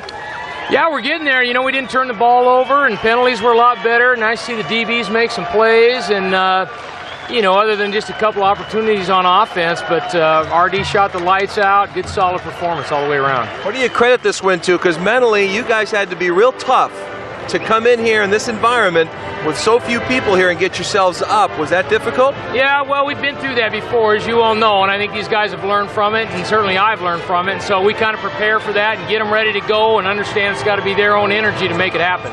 I mean, is there anything in this game that you'd like to see done over or done better? Outside of the punting, maybe? Well, yeah, those, you know, we missed a couple opportunities throwing the ball down here and in the red zone that we would like to have back. But, I mean, I was happy. We made a lot of plays. We had a lot of guys step up, and special teams were good, and defense made a lot of plays. It was nice to see our secondary really come in and make some good knockaways and do some things like that and hang on the ball. It was pretty clean. What about Ryan's performance? Talk about it after the last week and compare it to this week. Well, obviously, he was stellar. I mean, he did a great job. I don't know what his stats are, but he shot the lights out and had a lot of guys help him out. And really some guys go make some plays, particularly Lawrence. Yeah, I think 27-36, over 400 yards, 4 touchdowns. Yeah, it's pretty impressive. And we obviously know he's his go-to guy, or he's our go-to guy. And but it was a good win for us. We'll got to wrap this thing up and keep going every week. Impressive, Hawk. Congratulations. All right, thank you. Okay, we've got a couple of players. We're going to get an opportunity to talk to Cam Hall right now. We'll talk to one of the defensive stars today. Cam, congratulations. It was a great effort. Anytime you don't give up 6, you got to be pumped. Oh, yeah, definitely. I mean, if you can hold a team to a field goal or a goose egg, it really helps us out. And, you know, today the defense just played real well. How do you feel? I mean, you had that contusion, and I know every time you get it touched or hit, it can re-injure itself. How are you feeling? I'm doing pretty well now. It's been a good 2 weeks since I've been, you know, kind of injury-free. It feels real good. And, I mean, it's just fun to be out there. How would you describe SMU's offense in terms of what they tried to get done and didn't seem to be able to get established? What else could they counter with? I thought today they came out with 4 wide receivers, which is kind of something we weren't expecting, and they did pretty well with that until we started figuring it out, and then we played off that. But the running back does a good job, and they try to do a lot of good things. They're just struggling a little bit right now. Would you describe this team, your team, as a team on a mission? I think so, yeah, just a little bit. All right, congratulations, Cam. Ryan Dinwiddie, tremendous day, Ryan. Congratulations. I don't even know. I know the guys who are in the stands are asking you for your stats as if you keep track of them during the game. You don't do that, right? I don't know nothing about it. When I'm out of the game, I ask Max and those guys, you know, but while I'm in the game, I don't worry about that. Yeah, well, you're player of the game today, and things seem to come together for you real well. How did you feel about what you did today? I felt great. No, I knew going in the game we were going to spread the ball like La Tech and run some 4 wides, and we went some no huddle on the, you know, coaches let me call my own plays, so really let me get in the game and in sync with my receivers. And when we're doing that, we're spreading the ball, no one can stop us. Would you prefer to do more of that, Ryan, so that you can get some flow to make the play calls on the line of scrimmage? Oh, definitely. Quarterback always wants to throw the ball more, but you know, some games you can do that, some games you can't. Our coaches do a real good job of keeping us pretty balanced, and you know, you got to have a running game, because if you don't have a running game, you're going to be screwed. And you know, this game was a little bit different. That's just we were throwing the ball so well. But when we play Fresno and some tougher teams, we're going to have both. Well, comparing this performance with last week, certainly this was very, very impressive. Do you sometimes think about that and say, I'm really going to come out and do everything I can to show that that's just one week out of many? Oh, definitely. You know, I just watching tape a ton this week, had them figured out pretty well, and knew we were going to throw the ball, so I was pretty excited going in this week. And, you know, I knew I had my shot to do what we did today, and, you know, it happened to work out that way. All right, congratulations, Ryan. Ted? Ryan Dinwiddie, 509 yards. Not a bad afternoon. And a 45-3 victory. We'll be back with the final word. Stay with us right here on the Bronco Television Network. I know I do. A good old-fashioned Texas butt-kicking, but it was the folks in Texas that got kicked today as the Broncos clearly outclassed the Mustangs of Southern Methodist University. Lots of talk about Southern Methodist leaving the Western Athletic Conference. If they continue to play like that, they won't be missed, Paul. Well, I'm not sure that this conference move stuff is done. There's no way. There's all kinds of things going to happen. Who knows where people will be. But, Jeff, let's go back down on the field to you. What kind of chatter were you hearing behind the bench as this game got out of control? Really, those guys were defeated. I thought it was interesting to watch Coach Bennett's reactions to how he managed the sidelines with the team. He's a relaxed, laid-back Southern guy. I think he knows what he's dealing with. As you guys pointed out many times, 60 freshmen on this team.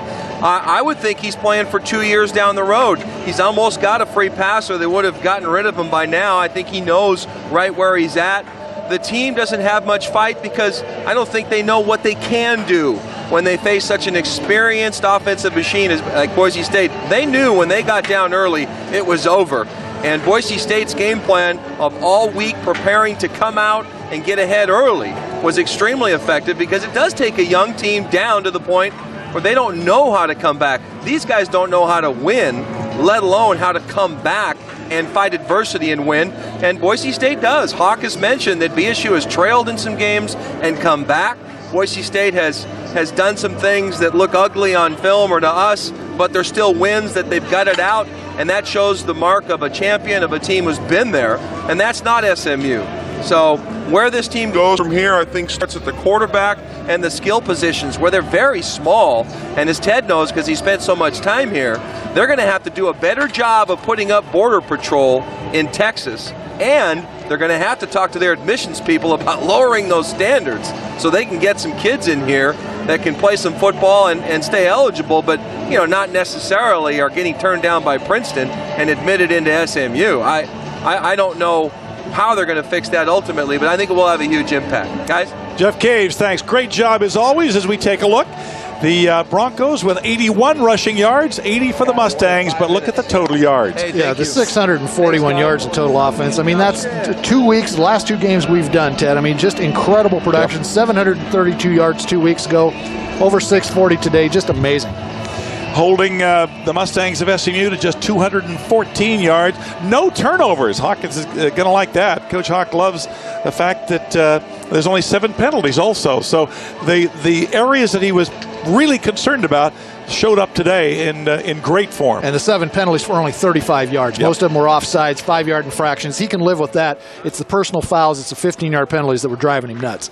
How about this? Mustangs have more time of possession than Boise State did. I think that fourth quarter pretty much lends that, but that shows you what that stat means. Virtually nothing most of the time. When you get spanked 45-3. We'll be back with a final word from Dallas, Texas, in the beautiful new Ford Stadium. Like I say, it's a beautiful stadium, but not a very pretty team. Welcome back to Dallas, Texas, where it was a beautiful fall afternoon. 74 degrees, virtually no wind. But boy, the wind whistled through this gorgeous new Gerald R. Ford Stadium to the tune of the Broncos here this afternoon. They had it going. Ryan Dinwiddie was absolutely sensational all afternoon. As you take a look at some of the effort from the senior quarterback of Elk Grove, California, did a great job as he led the Broncos to a 45-3 victory. Thanks for joining us.